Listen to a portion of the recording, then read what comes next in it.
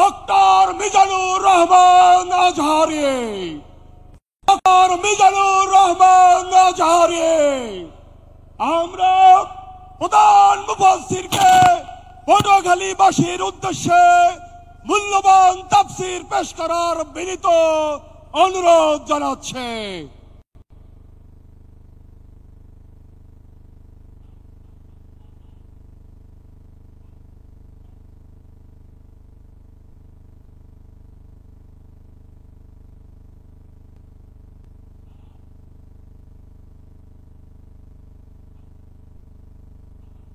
السلام عليكم ورحمة الله وبركاته.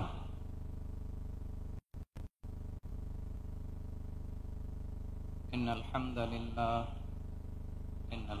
لله نحمده ونستعينه ونستغفره ونؤمن به ونتوكل عليه ونعوذ بالله من شرور أنفسنا ومن سيئات أعمالنا. من يهده الله فلا مضل له ومن يضلل فلا هادي له فلن تجد له وليا مرشدا. ونشهد أن لا إله إلا الله وحده لا شريك له والذي لا ضد له ولا ند له لا مثل له ولا مثيل له لا وزير له ولا كفيل له لا شبه له ولا شبيه له لا ولد له ولا والد له وهو الواحد الفرد الصمد لم يلد ولم يولد ولم يكن له كفوا أحد. ونشهد أن سيدنا ونبينا وحبيبنا وبشيرنا ونذيرنا وطبيبنا وطبيب قلوبنا وحبيبنا وحبيب ربنا محمدا عبد الله ورسوله أرسله بالحق بشيرا ونذيرا وداعيا إلى الله بإذنه وسراجا منيرا. أما بعد فقد قال الله تعالى في كلامه المجيد وفي فرقانه الحميد: أعوذ بالله من الشيطان الرجيم. بسم الله الرحمن الرحيم. وإن يمسسك الله بضر فلا كاشف له إلا هو وإن يردك بخير فلا راد لفضله يصيب به من يشاء من عباده وهو الغفور الرحيم. إن الله وملائكته يصلون على النبي يا أيها الذين آمنوا صلوا عليه وسلموا تسليما. اللهم صل على محمد وعلى آل محمد كما صليت على إبراهيم وعلى آل إبراهيم إنك حميد مجيد اللهم بارك على محمد وعلى آل محمد كما باركت على إبراهيم وعلى آل إبراهيم إنك حميد مجيد সকল প্রশংসার মালিককে, সকলকার উৎসকে, কেউ যেটা পারে না পারে কে, কেউ যেটা দেখে না দেখে কে, কেউ যেটা দেয় না দেয় কে, সে আল্লাহ রাব্বুল ইজ্জা ওয়াল জালালের দরবারে আমরা শুকরগুজার হচ্ছি। আমরা সবাই পড়ছি কালিমাতুশ শুকর, আলহামদুলিল্লাহ। গলা ছেড়ে দিয়ে প্রিয় পটুয়াখালীবাসী আওয়াজ করে সবাই পড়ুন, রব্বানা লাকাল হামদ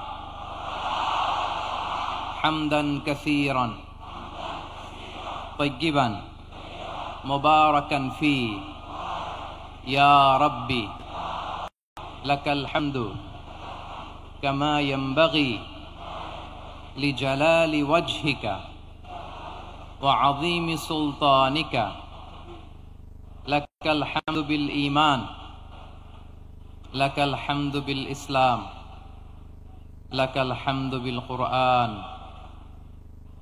আমরা আল্লাহ রাব্বুল ইজ্জা ওয়াল জালালের দরবারে শুকরিয়া আদায়ের পাশাপাশি আজকের এই প্রোগ্রামের অর্গানাইজিং কমিটি পটুয়াখালী ওয়েলফেয়ার ফাউন্ডেশনকে অন্তরের অন্তঃস্থল থেকে ধন্যবাদ জানাতে চাই, অভিনন্দন জানাতে চাই এবং শুভেচ্ছা জানাতে চাই যে পটুয়াখালী জেলা শহরে আজকে প্রায় দীর্ঘ 1 মাস পরিশ্রম শেষে এরকম চমৎকার, নান্দনিক, দৃষ্টিনন্দন চমৎকার একটি পরিবেশ ওনারা তৈরি করেছেন। কোরআনের একটি বাগান ওনারা সাজিয়েছেন। আমরা শুরুতেই পটুয়াখালী ওয়েলফেয়ার ফাউন্ডেশনকে অন্তরের অন্তঃস্থল থেকে ধন্যবাদ জানাতে চাই, শুকরিয়া জানাতে চাই। ধন্যবাদ জানাতে চাই আজকের প্রোগ্রামের সম্মানিত সভাপতি অ্যাডভোকেট মোহাম্মদ নাজমুল আহসান ভাইকে। আজকের প্রোগ্রামে প্রধান বক্তা হিসেবে উপস্থিত আছেন আপনাদের অত্র এলাকার গণমানুষের নেতা, মাটি মানুষের নেতা ডক্টর মোহাম্মদ শফিকুল ইসলাম মাসুদ, সাবেক জাতীয় ছাত্র নেতা ও চেয়ারম্যান বাউফল উন্নয়ন ফোরাম ও পটুয়াখালী ফোরাম। প্রধান অতিথি হিসেবে আজকের প্রোগ্রামে আসন অলঙ্কৃত করেছেন এয়ার ভাইস মার্শাল অবসরপ্রাপ্ত আলহাজ আলতাফ হোসেন চৌধুরী, সাবেক স্বরাষ্ট্র বাণিজ্য মন্ত্রী, গণপ্রজাতন্ত্র সরকার। বিশেষ অতিথি হিসেবে অত্র এলাকার অনেক গণ্যমান্য ব্যক্তিবর্গ আমাদের আজকের এই প্রোগ্রামে উপস্থিত হয়েছেন। এই প্রোগ্রামে উপস্থিত আছেন পটুয়াখালী জেলার বিশিষ্ট ব্যবসায়ী বৃন্দ, চাকরিজীবী বৃন্দ, ছাত্র ভাইয়েরা, পর্দার আড়ালে আমার মায়েরা, বোনেরা,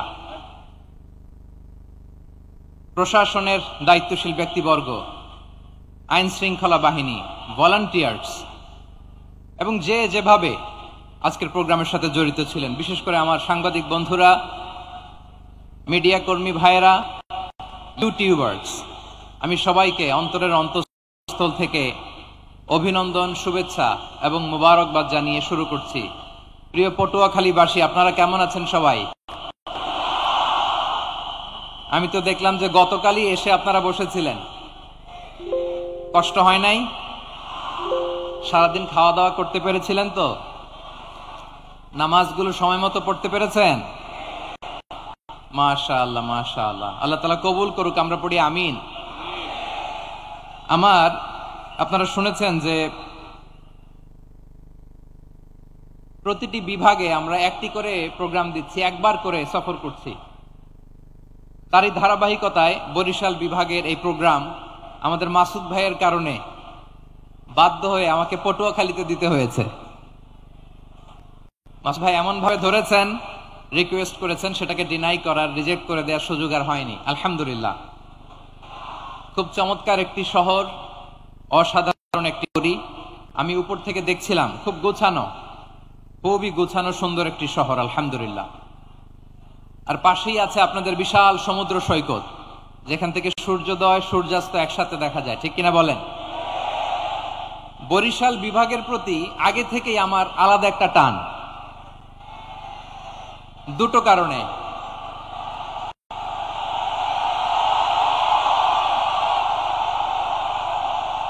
আলহামদুলিল্লাহ, আলহামদুলিল্লাহ, মাশা আল্লাহ।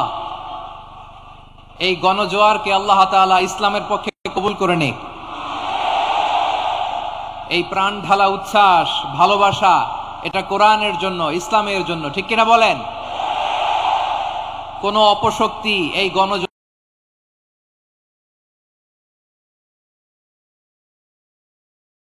ঠেকাতে পারবে না, কারণ যে ভালোবাসা আল্লাহর জন্য হয় সেটাকে ঠেকানো যায় না, ঠিক কিনা বলেন? আমার প্রাণ প্রিয় পটুয়াখালীবাসী ভাইরা, বিশেষ দুটি কারণে বরিশাল বিভাগের প্রতি আমার আলাদা একটা ভালো লাগা। এর কারণ, এই অঞ্চলে আলেম ওলামা বেশি, ঠিক কিনা বলেন? এই প্রোগ্রামে অনেক কওমি মাদ্রাসার মুহতামিম সাহেবরা এসেছেন, আমি শুনেছি। আলিয়া মাদ্রাসার প্রিন্সিপাল হুজুররা এসেছেন, খতিব সাহেবরা এসেছেন, ইমাম সাহেবরা এসেছেন, মুয়াজ্জিন সাহেবরা এসেছেন। এই বিভাগে আলেম ওলামা বেশি। তার প্রমাণ, এখানে এই বরিশালের ভেতরে আছে সারসিনা দরবার, ঠিক কিনা বলেন? অনেক হাক্কানি একটা দরবার। সারসিনার মরহুম পীর সাহেব হুজুরের খেদমত করেছি আমি অনেকবার, সুযোগ হয়েছিল আমার ছাত্র জামানায়। তো ওনাদের মাদ্রাসা কেন্দ্রিক অনেক খেদমত, আলহামদুলিল্লাহ। তারপর এই বিভাগে রয়েছে চরমোনাই দরবার, ঠিক কিনা বলেন? ওনাদেরও বিশাল মাদ্রাসা, ধর্মীয় অঙ্গনে, মাদ্রাসা অঙ্গনে, রাজনৈতিক অঙ্গনে ওনাদের অনেক খেদমত। তারপরে এখানে আছে ঝালকাঠি এনএস কামিল মাদ্রাসা।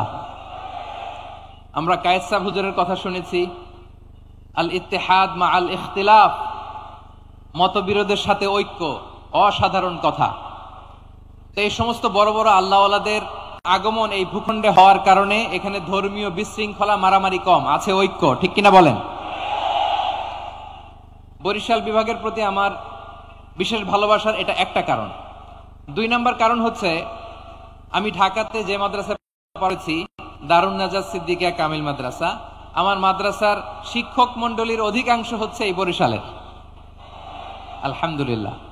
আমাদের শ্রদ্ধেয় প্রিন্সিপাল হুজুর আখম আবু বকর সিদ্দিক হাফিজাহুল্লাহ ওয়া রাআহ, উনি এলাকার সহ পুরো দারুন নাজাত মাদ্রাসার অধিকাংশ আসাতাজা ইকরাম এই ভূখণ্ডের, এই অঞ্চলের হওয়ার কারণে ছোটবেলা থেকেই বরিশালের প্রতি আমার একটি ভালোবাসা। তো আমি অন্তরের অন্তঃস্থল থেকে আবারও শুভেচ্ছা জানাতে চাই। আমি আমাদের অনেক ভাইদেরকে দেখতে পাচ্ছি, আপনারা বসার জায়গা পাননি, দাঁড়িয়ে আছেন এবং খুবই নিশ্চুপ, শান্ত, সুশৃঙ্খল। The people of Barishal, they are very smart, আলহামদুলিল্লাহ, মাশাআল্লাহ। এবং শ্রোতা যাদেরকে দেখতে পাচ্ছি, বেশিরভাগের বয়স 15 থেকে 25।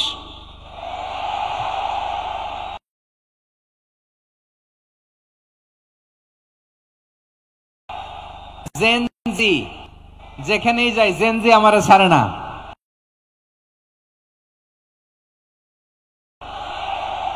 মাশাআল্লাহ, এরাই আগামীর বাংলাদেশ, এরাই বাংলাদেশ। এদের হাতে নিরাপদ আমার লাল সবুজের পতাকা,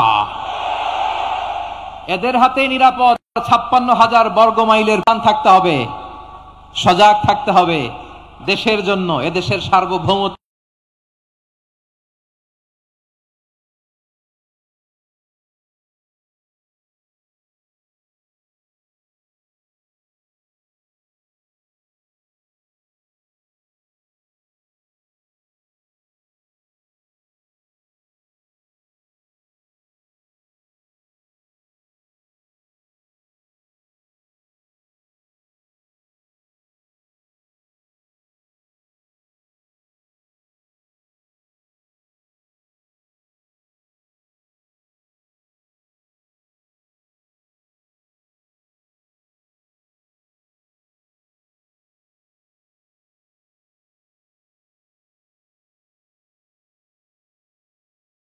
বিভাগের প্রতি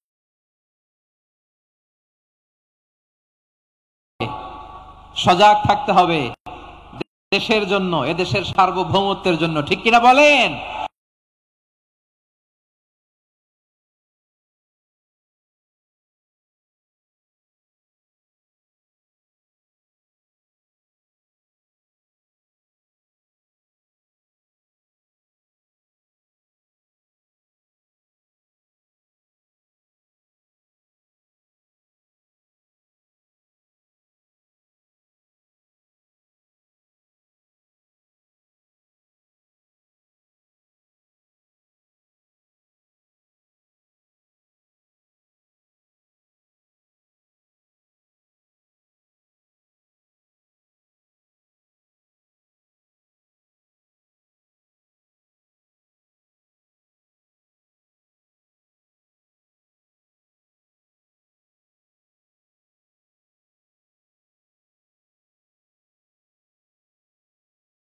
একরাম এই ভূখণ্ডের এই অঞ্চলের হওয়ার কারণে ছোটবেলা থেকেই বরিশালের প্রতি আমার একটি ভালোবাসা। তো আমি অন্তরের অন্তঃস্থল থেকে আবারও শুভেচ্ছা জানাতে চাই। আমি আমাদের অনেক ভাইদেরকে দেখতে পাচ্ছি, আপনারা বসার জায়গা পাননি, দাঁড়িয়ে। এরাই আগামীর বাংলাদেশ, এরাই বাংলাদেশ। এদের হাতে নিরাপদ আমার লাল সবুজের পতাকা, এদের হাতে নিরাপদ 56,000 বর্গ মাইলের প্রতিটি ইঞ্চি মাটি। থাকতে হবে, সজাগ থাকতে হবে দেশের জন্য, এদেশের সার্বভৌমত্বের জন্য।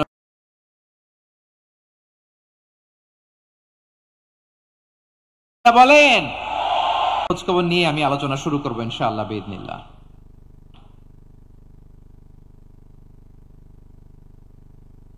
প্রিয় ভাইয়েরা, আমি দেখতে চাচ্ছি আপনাদের এই বরিশাল বিভাগের ভোলা জেলা আছে না একটা, দ্বীপ জেলা, ওখান থেকে কেউ আসতে পারছেন নাকি? হ্যাঁ, আল্লাহু আকবার, আসছে তো, ওই যে হাত দেখা যাচ্ছে।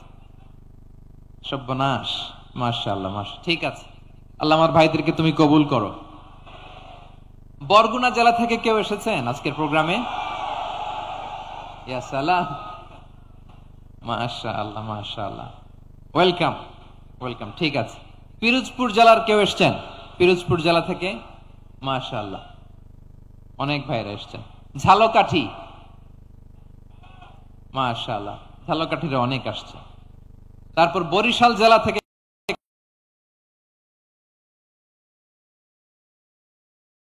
পড়ি, আমরা বিপদে পড়লে আমাদেরকে উদ্ধার করে কে?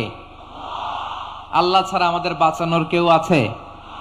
উদ্ধার করার কেউ আছে? রক্ষা করার কেউ আছে? এজন্য বিপদে পড়লে আমরা চাইবো কার কাছে? আমাদের যাই দরকার হোক আমরা ফরিয়াদ করব কার কাছে? নাকি মাজারে যেয়ে চাবেন? মাজারে যেয়ে চাবেন? অনেকে তো মাজারে যে কপাল ঘষে, আছে না নাই? মাজারে যে সন্তান চায়, আছে? এই এলাকায় নাই, এলাকার লোকদের আকীদা খালিস আমি জানি। মাজারে যে কপাল ঘষে আর সন্তান চায়। আচ্ছা, মাজারে গেলে সন্তান পাওয়া যায়? আচ্ছা, মাজারে না গেলে যদি বাচ্চা না হতো, গরু ছাগলের যে বাচ্চা হয় ওরা কোন মাজারে মানত করে বলেন? কথা কি বুঝতেছেন? এই যে প্রতি বছর গরু ছাগল ভেড়া এগুলো যে বাচ্চা দেয়, এরা কোন মাজারে যে মানত করে? এজন্য চাইতে হবে একজনের কাছে, তিনি কে? আমার প্রিয় পটুয়াখালীবাসী, মাজার জিয়ারত করা সুন্নাহ। আমরা মাজার জিয়ারত করব, আল্লাহ ওয়ালাদের কবরে যাব, আমরা সেখানে যে সালাম দিব, দোয়া করব, নিজের জন্য করব, কবরে শুয়ে থাকা মাইয়েতের জন্য করব, পুরো মুসলিম উম্মার জন্য করব। কিন্তু কবরে যিনি শুয়ে আছে ওই বাবার কাছে সন্তান চাওয়া যাবে? চাকরি চাওয়া যাবে? সফলতা চাওয়া যাবে? সফলতা দেয় কে? সবাই বলেন নাই, আওয়াজ করে বলেন, সফলতা দেওয়ার মালিক কে?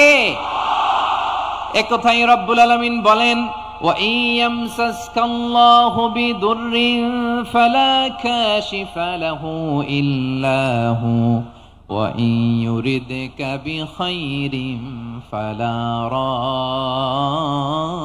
রাদ্দা লিফাদলি يصيب به من يشاء من عباده وهو الغفور الرحيم الله أكبر আল্লাহ বললেন, ওয়া ইয়ামসাসকাল্লাহু বিদুররিন ফালা কাশিফা লাহু ইল্লা হু। আল্লাহ যদি তোমাকে কোনো বিপদ স্পর্শ করায়, আল্লাহ যদি তোমারে কোনো বিপদে ফেলে দেয়, ওই বিপদ থেকে উদ্ধার করার তিনি ছাড়া আর কেউ নাই। জোরে বলেন ঠিক কিনা? তিনি যদি কোনো বিপদে ফেলেন, তিনি ছাড়া বিপদ থেকে উদ্ধার করার কেউ নাই। আর তিনি যদি তোমার প্রতি কোনো অনুগ্রহ করতে চান, ওই অনুগ্রহ ঠেকিয়ে দেওয়ার ক্ষমতাও কারো নাই। আল্লাহ যদি আপনার সফলতা দিতে চায়, পৃথিবীর কোন শক্তি ওই সফলতাকে থামাতে পারে? এজন্য আল্লাহ বললেন, খবরদার, চিন্তার আকীদা খালিস করে নাও। ওয়া ইয়ামসাসকাল্লাহু বিদুররিন ফালা কাশিফা লাহু ইল্লা হু। আল্লাহ বিপদে ফেললে বিপদ থেকে উদ্ধার করার কেউ থাকে না। আর আল্লাহ যদি তোমার প্রতি দয়া দেখাতে চান, অনুগ্রহ করতে চান, ওই অনুগ্রহকে প্রতিরোধ করার মতো ক্ষমতা কারো নাই। তিনি তার বান্দাদের মধ্য থেকে যাকে ইচ্ছা তাকে দেন, যত ইচ্ছা তত দেন, তিনি ক্ষমাশীল, তিনি মেহেরবান। সুবহানাল্লাহ। তিনি ক্ষমাশীল, তিনি মেহেরবান। তাহলে এই আয়াত থেকে আমরা বুঝতে পারলাম, আমরা যদি বিপদে পড়ি আমাদেরকে কেউ বাঁচাতে পারে না। আমার বাবা আমারে বাঁচাতে পারে? হ্যাঁ? আমার মা আমাকে বাঁচাতে পারে? আমার বন্ধু আমারে বাঁচাতে পারে? আমার দলের কর্মী আমাকে বাঁচাতে পারে? আমার পীর সাহেব আমারে বাঁচাতে পারে? আমার পটুয়াখালীর ভাইয়েরা খেয়াল রাখবেন, বাঁচাতে পারে এক মহান সত্তা, উদ্ধার করতে পারে এক মহান সত্তা। চিৎকার করে বলুন, তিনি কে? আবার আল্লাহ বললেন, আম্মাই ইউজিবুল মুযতাররা ইযা দাআহু ওয়া ইয়াকশিফুস সুআ ওয়া ইয়াজআলুকুম খুলাফাআল আরদ আইলাহুম মা'আল্লাহ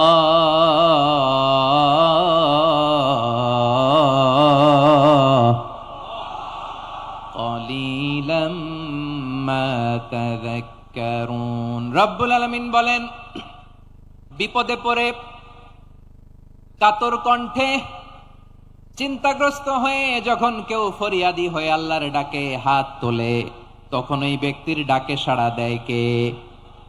সবাই বলুন।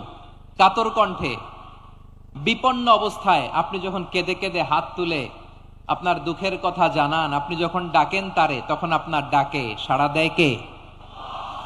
আল্লাহ বলে, আমি সাড়া দেই। তোমাদের বিপদকে মুক্ত করে দেয় কে? ওই আল্লাহর সাথে কোন উপাস্য আছে নাকি? কিন্তু খুব অল্প সংখ্যক লোকই তোমরা উপদেশ গ্রহণ করো। কথাটা কার?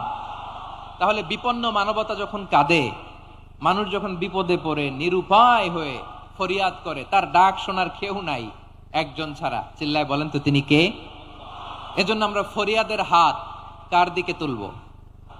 প্রিয় পটুয়াখালী বলেন, ফরিয়াদের দুটো হাত আমরা কার দিকে তুলব? এবং খেয়াল রাখতে হবে, মাথার সাথে সেট করে নিতে হবে, আল্লাহ ছাড়া আমাকে উদ্ধার করার কেউ নাই। এই পৃথিবীতে কেউ আপন না।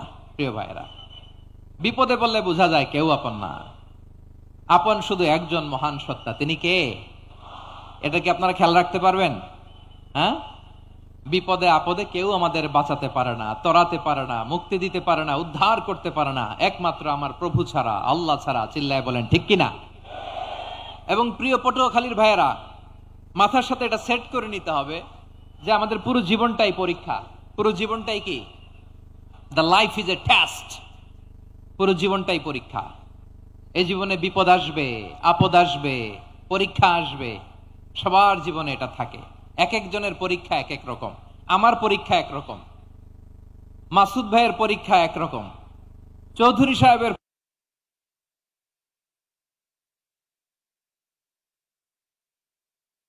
পরীক্ষা ক্ষেত্র। সবাই পরীক্ষা দিচ্ছি, কিন্তু কারো পরীক্ষা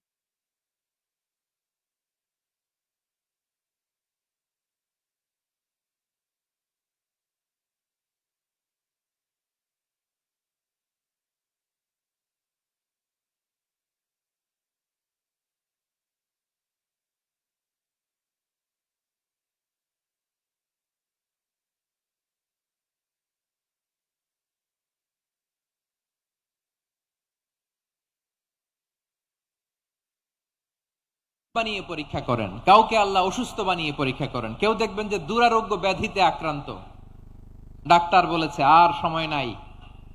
দুরারোগ্য ব্যাধি, ক্যান্সার, যার নেই কোনো অ্যান্সার, তার জন্য পরীক্ষা হচ্ছে এই রোগ। আরেক লোক দেখবেন তার আবার রোগ বালাই নাই, মাশাআল্লাহ, তাকে আল্লাহ তাআলা আর্থিক দৈন্যতা, দারিদ্রতা দিয়ে পরীক্ষা করছেন। এরকম আছে না নাই? টাকা পয়সা নাই, দিন আনে দিন খায়, যা আছে তাতে চলে না, এটা তার জন্য পরীক্ষা। আবার আরেক শ্রেণীর লোক দেখবেন তাকে আল্লাহ অসুস্থতাও দেয় নাই, দারিদ্রতাও দেয় নাই, তার দাম্পত্য জীবনের সমস্যা। আছে না নাই? স্ত্রী কথা শোনে না, অথবা ছেলে মেয়ে কথা শোনে না। তাহলে পরীক্ষা সবার জীবনে আছে, এক একজনের পরীক্ষাটা এক এক রকম।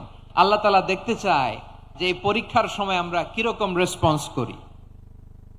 How to deal with the test, কিভাবে এই বিপদ আপদ পরীক্ষাগুলোকে আমরা হ্যান্ডেল করব, ডিল করব, এটা হচ্ছে আজকের আলোচনার বিষয়। বুঝতে পেরেছেন সবাই আমার প্রিয় ভাইরা? তাহলে পরীক্ষাময় আমাদের জীবন, বিপদ আপদ পরীক্ষা, এটা মানুষের পিছু ছাড়ে না। সবার জীবনে পরীক্ষা আছে, নবীদের জীবনেও পরীক্ষা ছিল। সাহাবারা জিজ্ঞেস করেছেন, ইয়া রাসূলুল্লাহ, আইয়ুন নাসি আশাদ্দু বালাআন ফিদ দুনিয়া, এই দুনিয়ার বুকে কাদের পরীক্ষা সবচেয়ে বেশি? বিশ্বনবী বলেছেন, আল আম্বিয়া। এই পৃথিবীতে সবচেয়ে বেশি পরীক্ষা আল্লাহ তাআলা নিয়ে থাকেন নবীদের। কাদের? নবীদের। সুম্মাল আমসাল ফাল আমসাল, এরপরে নবীদের পরের স্তরে যারা, তাদের পরীক্ষা। এরপরে তাদের পরের স্তরে যারা, তাদের পরীক্ষা। সিদ্দিকিনদের, শুহাদাদের, সালিহিনদের, আল্লাহওয়ালাদের। যার ঈমান যত মজবুত তার জীবনে পরীক্ষাও তত বেশি। চিল্লায় বলেন ঠিক কিনা? তাহলে মুমিনরা, বিশ্বাসীরা, আমরা কি পরীক্ষা, বিপদ আপদে ভয় পাই? হ্যাঁ, বিপদ দেখলে ভয় লাগে আপনাদের? ভয় লাগে? হ্যাঁ, না, মুমিনরা বিপদে ভয় পায় না, তারা হতাশ হয় না, সুবহানাল্লাহ, তারা নিরাশ হয় না। বিশ্বাসীরা হাল ছেড়ে দেয় না, তারা ভরসা রাখে একজনের উপর। চিল্লায় বলতে হবে তিনি কে? কারণ মুমিন জানে, the grief isn't permanent, the test isn't permanent, the struggle in our life isn't permanent. আমাদের জীবনের দুঃখ, কষ্ট, স্ট্রাগল, এগুলো পার্মানেন্ট নয়। After every difficulties there is an ease. সব কষ্টের পরেই একটা সুখ আছে না নাই? রব্বুল আলামিন বলেন, ফা ইন্না মাআল উসরি ইউসরা, ইন্না মাআল উসরি ইউসরা, ভয় পেও না, চিন্তা করো না, কষ্টের সাথেই আমি রেখে দিয়েছি স্বস্তি। সুবহানাল্লাহ বলেন। মুমিন জীবনে বিপদ যত বেশি, কষ্ট যত বেশি, তার সামনে সফলতা তার চেয়েও বেশি। ঠিক কিনা বলেন? কারণ বিশ্বাসীরা জানে, রাত্রি যত গভীর হয়, সুবহে সাদিকের সময় তত আগাতে থাকে। গর্ভবতী নারীর পেটের ব্যথা যত বাড়তে থাকে, ঘরে নতুন মেহমান আগমনের সময় ঘনাতে থাকে। মুমিনদের উপর বিপদ, অত্যাচার, আপদ, পরীক্ষা যত বাড়তে থাকে, কালেমার পতাকা উড্ডয়নের সময় কাছে আসতে থাকে। বিশ্বাসীদের এগুলো হিসাব মিলানো অনেক আগে, এগুলো অনেক আগে হিসাব মিলানো। দুঃখের আধার শেষে সুখের আলো মিটি মিটি হাসে। চিল্লায় বলেন ঠিক কিনা? দুঃখের আধার শেষে আলোর প্রভাত হাসে, হতাশার কালো মেঘে যায় গো ভেসে, হতাশার কালো মেঘে যায় গো ভেসে। দুঃখের আধার শেষে আলোর প্রভাত হাসে, হতাশার কালো মেঘে যায় গো ভেসে, হতাশার কালো মেঘে যায় গো ভেসে। কোরআনের দুঃখের আধার শেষে আলোর প্রভাত হাসে, হতাশার কালো মেঘে যায় গো ভেসে, হতাশার কালো মেঘে যায় গো ভেসে। ঠিক কিনা বলেন? দুঃখ যত বেশি, পরীক্ষা যত বেশি, কষ্ট যত বেশি, সুখের সময় তত কাছাকাছি। চিল্লায় বলতে হবে ঠিক কিনা? এজন্য মুমিন জীবনে পরীক্ষা বেশি, মুমিনদের হতাশা নাই। মুমিনরা নিরাশ হয় না, হতাশ হয় কাফিররা। মুমিনরা কখনো হাল ছেড়ে দেয় না, মুমিনরা ভরসা রাখে একজনের উপর, তিনি কে? তাহলে আমার প্রিয় পটুয়াখালীবাসী, বিপদ থাকবে, পরীক্ষা থাকবে, এই বিপদ থেকে আমাদেরকে উদ্ধার করবেন একজন, তিনি কে? আমরা শুধু আল্লাহর উপরই ভরসা রাখবো। রাজি আছেন তো?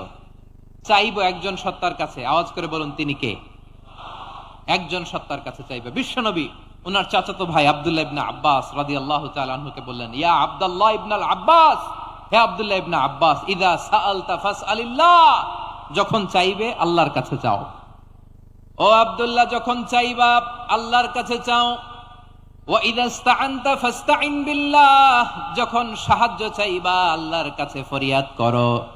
জেনে রেখো ও আব্দুল্লাহ, ওয়া'লাম আন্নাল উম্মাতা লাউ ইজতামাআত আলা আন ইয়ানফাউকা বিশাইইন লাম ইয়ানফাউকা ইল্লা বিশাইইন ক্বাদ কাতাবাহু আল্লাহু লাক। ও আব্দুল্লাহ, জেনে রেখো, মনে রেখো, গোটা বিশ্বের সবাই মিলে যদি তোমার উপকার করতে চায়, ততটুকুই তারা করতে পারবে যতটুকু আল্লাহ তোমার নসিবে সেটা লিখে রেখেছে। ঠিক কিনা বলেন?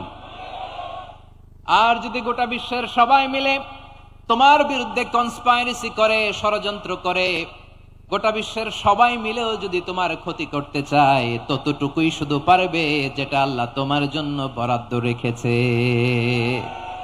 যতটুকু আল্লাহ তাআলা তোমার জন্য বরাদ্দ রেখেছে অতটুকুই ক্ষতি করতে পারবে, আর এক চুল বেশিও করতে পারবে না, কমও করতে পারবে না। চিল্লায় বলেন ঠিক কি না? এজন্য আমরা চাইবো কার কাছে? সবাই বলেন নাই, আওয়াজ করে বলেন কার কাছে? সব সময় আমরা আল্লাহর কাছে চাইবো, বিপদে আপদে, সুখে দুঃখে, সচ্ছল অবস্থায় অসচ্ছল অবস্থায়, পরাজয়ের সময় বিজয়ের সময়, সব সময় আমরা ভরসা রাখবো কার উপর? সবাই বলুন। একদল লোক আছে যারা বিপদে পড়লে আল্লাহরে ডাকে, আছে না নাই? পটুয়াখালীতে মাশাআল্লাহ নাই। বিপদ আসলে আল্লাহরে ডাকে, বিপদ নাই আল্লাহ নাই। বিপদে পড়লে নামাজ পড়ে, বিপদও নাই নামাজও নাই। বিপদে পড়লে জিকির করে, বিপদ যখন চলে যায় ওদের জিকিরও বন্ধ হয়ে যায়। এরকম আছে না নাই? কিছু লোক দেখবেন পরীক্ষা আসলে নামাজ পড়ে, আছে আছে। জেনজি আওয়াজ করো, এরকম আছে?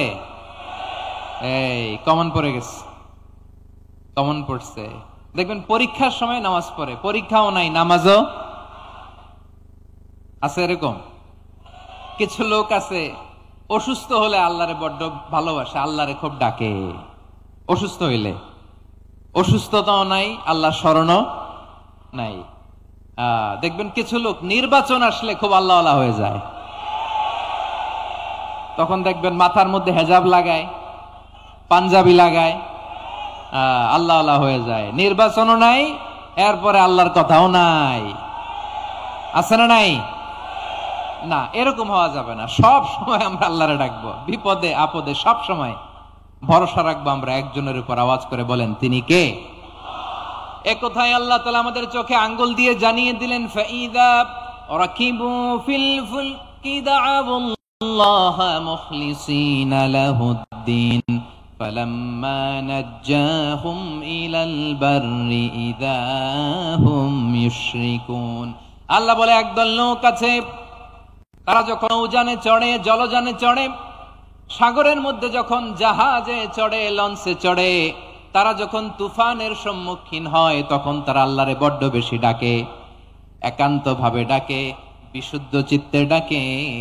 আবার তুফান থেকে তাদেরকে সেফ জোনে নিয়ে, নিরাপদ জোনে নিয়ে যখন বন্দরে আমি আল্লাহ তাদেরকে ভিড়িয়ে দেই, ওই লোকগুলো আবার আমি আল্লাহর সাথে শিরিক করে। এরকম আছে না নাই? জাহাজে উঠছে, সাগরের মাঝখানে তুফান, ওই সময় দেখবেন আল্লাহ কারে কয়। এই কথা তো আপনাদেরকে বোঝানো সহজ, আপনারা তো নদীর দেশের মানুষ। লঞ্চে চড়েন নাই কারা কারা? দেখি, লঞ্চে চড়ছেন? হ্যাঁ, লঞ্চে চড়ে নাই এরকম একজনও নাই এখানে। আচ্ছা, লঞ্চে উঠছেন কে কে? দেখি। মাশাআল্লাহ মাশাআল্লাহ মাশাআল্লাহ, ঠিক আছে, আপনাদের বোঝানো সহজ। আচ্ছা, লঞ্চে উঠে তুফানের সম্মুখীন হয়েছেন, জলোচ্ছ্বাস, সবাই? মাশাআল্লাহ। এই ওয়াজ তো আপনাদের মুখস্থ, ঠিক কিনা বলেন? আমার বলার দরকার নাই, বলেন। মাঝ নদী, তুফান, জলোচ্ছ্বাস, জলের মধ্যে উচ্ছ্বাস, ঢেউ, টর্নেডো, সাইক্লোন, মেঘের ঘনঘটা, পরিবেশ ঘুটঘুটে অন্ধকার, লঞ্চ একবার এদিকে আরেকবার ওইদিকে, ভিতরে কি অবস্থা হয় বলেন তো? হ্যাঁ, তখন মুসলিমও আল্লাহর ডাকে, হিন্দু আল্লাহর ডাকে, ঠিক কিনা বলেন? আস্তিক আল্লাহর ডাকে, নাস্তিক আল্লাহর ডাকে, ঠিক কিনা?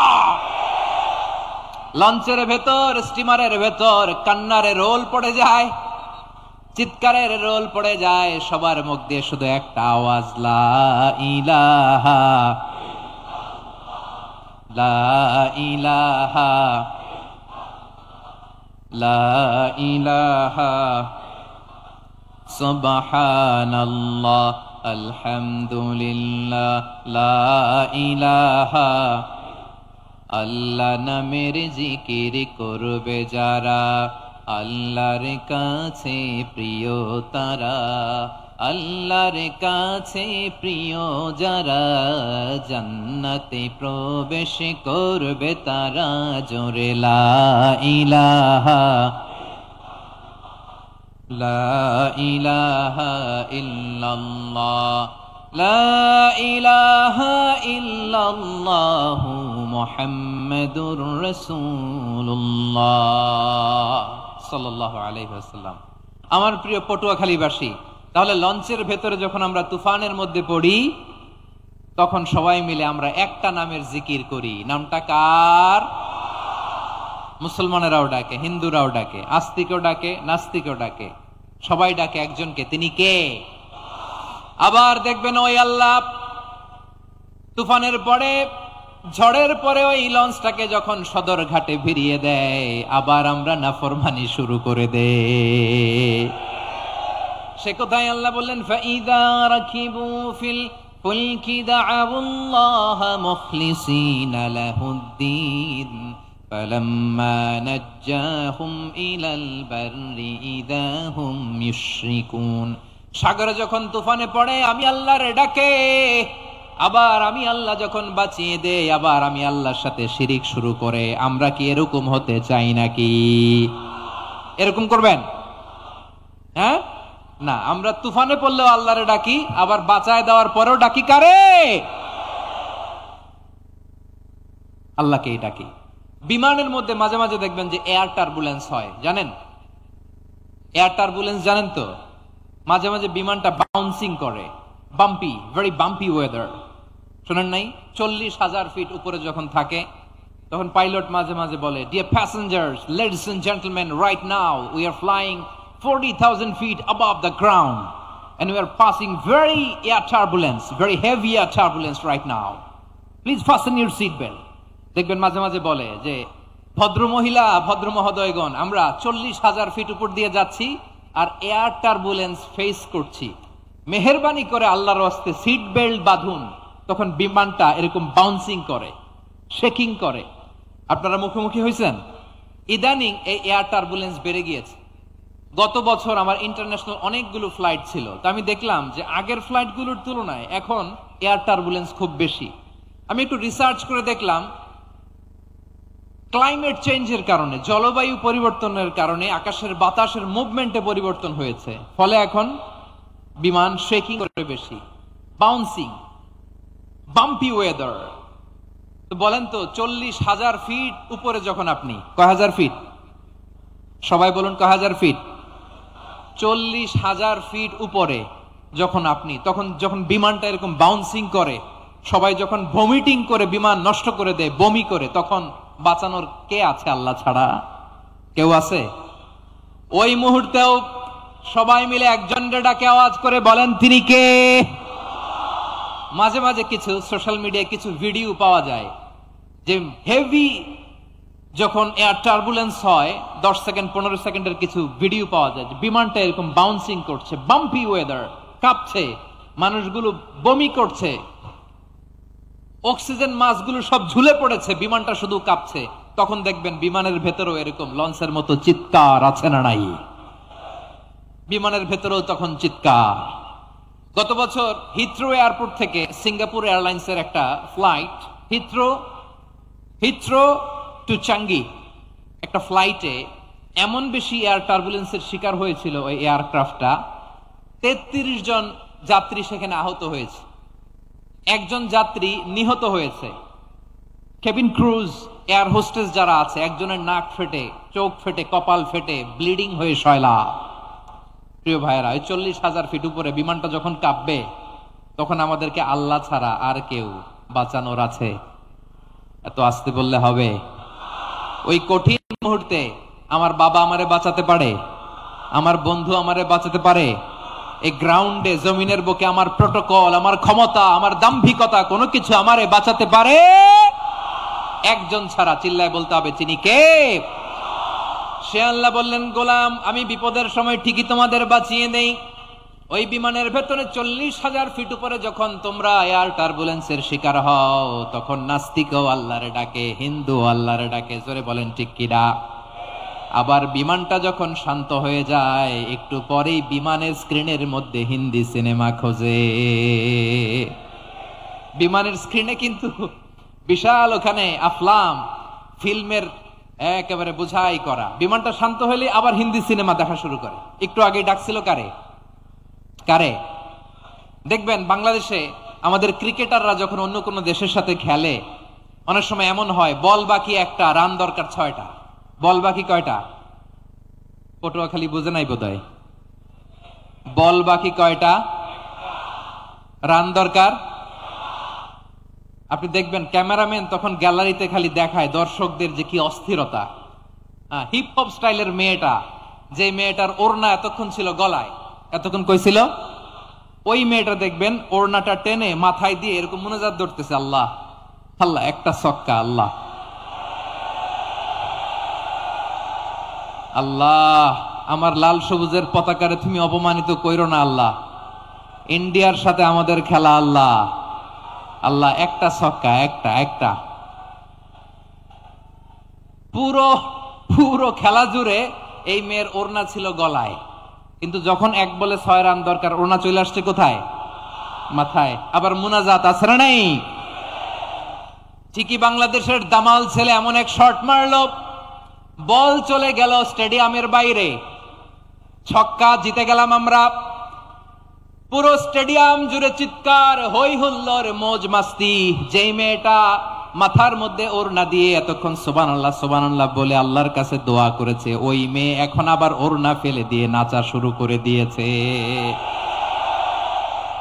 তাহলে আল্লাহর ভয়, আল্লাহর প্রতি আস্থা, বিশ্বাস, ভালোবাসা, এটা কি ক্ষণিকের জন্য? মানে আমার যখন লাগবে তখন আল্লাহর ইউজ করবো নাকি?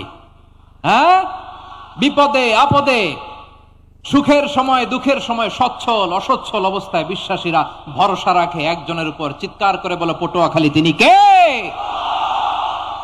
সে আল্লাহ বললেন, গোলাম মনে করো না জাহাজ থেকে সদরঘাটে ভিড়িয়ে দিলাম তুমি নিরাপদ হয়ে গেছো। মনে করো না 40,000 ফিট থেকে সেফ ল্যান্ডিং এর পরে এয়ারপোর্টে নেমে গেলেই তুমি নিরাপদ হয়ে গেছো। ও মিয়া, বিপদ কি শুধু সাগরে আর আকাশে? ঘরের বিপদও, ঘরের ভেতরও বিপদ আসতে পারে কি পারে না? এজন্য সূরা মুলক আল্লাহ বললেন, আমিনতুম মান ফিস সামাই আন ইয়াখসিফা বিকুমুল আরদা ফাইযা হিয়া তামুর। তোমরা কি ভাবছো তোমরা নিরাপদ? সাগরের মধ্যে তুফান, আল্লাহ আল্লাহ ডাকলাম, সদরঘাটে যে পড়ছি, বাইসা গেছেন তো আপনি। আর পাবে আপনারে আল্লাহ? আল্লাহর তো সাগরের মাঝখানে তো আল্লাহ আপনার পাইছিল, আর তো পাবে না। আর পাবে আপনারে? আর আল্লাহ ধরতে পারবে আপনারে? ঘরের ভেতরও বিপদ দিয়ে আটকাতে পারে কে? 5 স্টার 7 স্টার হোটেলের ভেতরও আমাকে বিপদের মধ্যে ফেলে দিতে পারেন কে? আল্লাহ বললেন, তোমরা কি ভেবেছো তোমরা নিরাপদ? আমি চাইলে ল্যান্ডস্লাইডস, ভূমি ধস দিয়ে 1 লক্ষ 1 মুহূর্তে নিয়ে যেতে পারি। এক সুনামি দিয়ে থাপ্পড় মেরে 3 লক্ষ সাগরের ভেতরে ঢুকাই দিতে পারি। 1 সেকেন্ডও লাগে না আমার। আম আমিনতুম মান ফিস সামাই আন ইউরসিলা আলাইকুম হাসিবা ফাসাতা'লামুনা কাইফা নাযীর। আল্লাহ চাইলে আকাশ থেকে পাথর বৃষ্টি নাজিল করতে পারেন কি পারেন না? এই মুহূর্তে এখানে ভূমিকম্প দিতে পারেন কি পারেন না? আচ্ছা, ভূমিকম্প যখন হয় আমাদের কারো হুঁশ থাকে? আপনি মনে করছেন আমরা সাধারণ মানুষ, আমরা দৌড় দেই, আর প্রেসিডেন্ট প্রধানমন্ত্রী ওনারা বুঝি খাটে শুয়ে থাকে? কথা বুঝে নাই বোধহয়। ভূমিকম্প, আর্থকোয়েক যদি হয়, বাঁচার জন্য আমরা কি করি? হয় খাটের তলায়, ডাইনিং টেবিলের নিচে, উপরে শক্ত কিছু আছে এটার নিচে, অথবা ঘর থুইয়া দেও দৌড়। তো প্রধানমন্ত্রী উনি কি করে? প্রেসিডেন্ট উনি কি করে? হ্যাঁ, উনি খাটের মধ্যে যে শুয়ে থাকে নাকি?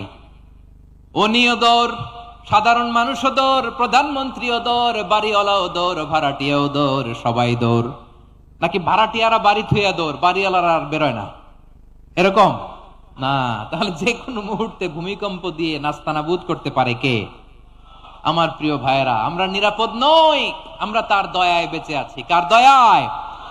এজন্য আল্লাহ বললেন, গোলাম যে কোনো মুহূর্তে বিপদ দিয়ে তোমাদেরকে নাস্তানাবুদ করতে পারি। বিশ্বাসী বলে যদি নিজেকে দাবি করো, সব সময় ডাকতে হবে একজন সত্তাকে। বলেন তিনি কে? এই কথা ক্লিয়ার? এই সবগুলো উদাহরণ শেষে সবার কাছে ক্লিয়ার হয়েছে না যে বিপদ থেকে, আপদ থেকে, পরীক্ষা থেকে, ক্যালামিটি থেকে আমাদেরকে কেউ বাঁচাতে পারে না একজন সত্তা ছাড়া। আবারও বলেন তো তিনি কে? ক্লিয়ার? হ্যাঁ, সবাই বুঝতে পারছেন? আচ্ছা, এবার আমরা দেখি বিষ্ণু ঈসা ইসলামের জীবনে বিপদ আপদ ছিল কিনা। উনি বিপদ আসলে কিভাবে ডিল করতেন, বিপদ আসলে কোন দোয়া পড়তে হয়, কিভাবে ফরিয়াদের হাত উত্তোলন করতে হয়, কিভাবে রবের দরবারে নতজানু হয়ে ফরিয়াদ করতে হয়, এটা জানার দরকার আছে না নাই? আসুন আমরা বিশ্বনবীর জীবনী থেকে দেখি বিপদ আসলে উনি কি করতেন। বিপদ আসলেই প্রথমে বিশ্বনবী সাল্লাল্লাহু আলাইহি ওয়াসাল্লাম একটা দোয়া পড়তেন। কি পড়তেন? তিনি পড়তেন ইন্না লিল্লাহি ওয়া ইন্না ইলাইহি রাজিউন। নিশ্চয় আমরা আল্লাহর জন্য, নিশ্চয় আমরা কার দিকে ফিরবো ভাই? আবার কার দিকে ফিরবো? আওয়াজ করে বলুন তো, আমরা এসেছি কার কাছ থেকে, আবারও ফিরে যাব কার কাছে? এজন্য বিশ্বনবী পড়ছেন ইন্না লিল্লাহি ওয়া ইন্না ইলাইহি রাজিউন। নিশ্চয় আল্লাহর জন্য, ওই আল্লাহর দিকেই আমরা ফিরে যাব। তারপরে বিশ্বনবী পড়তেন আল্লাহুম্মা আজুরনি ফি মুসিবাতি ওয়াখলুফ লি খায়রাম মিনহা।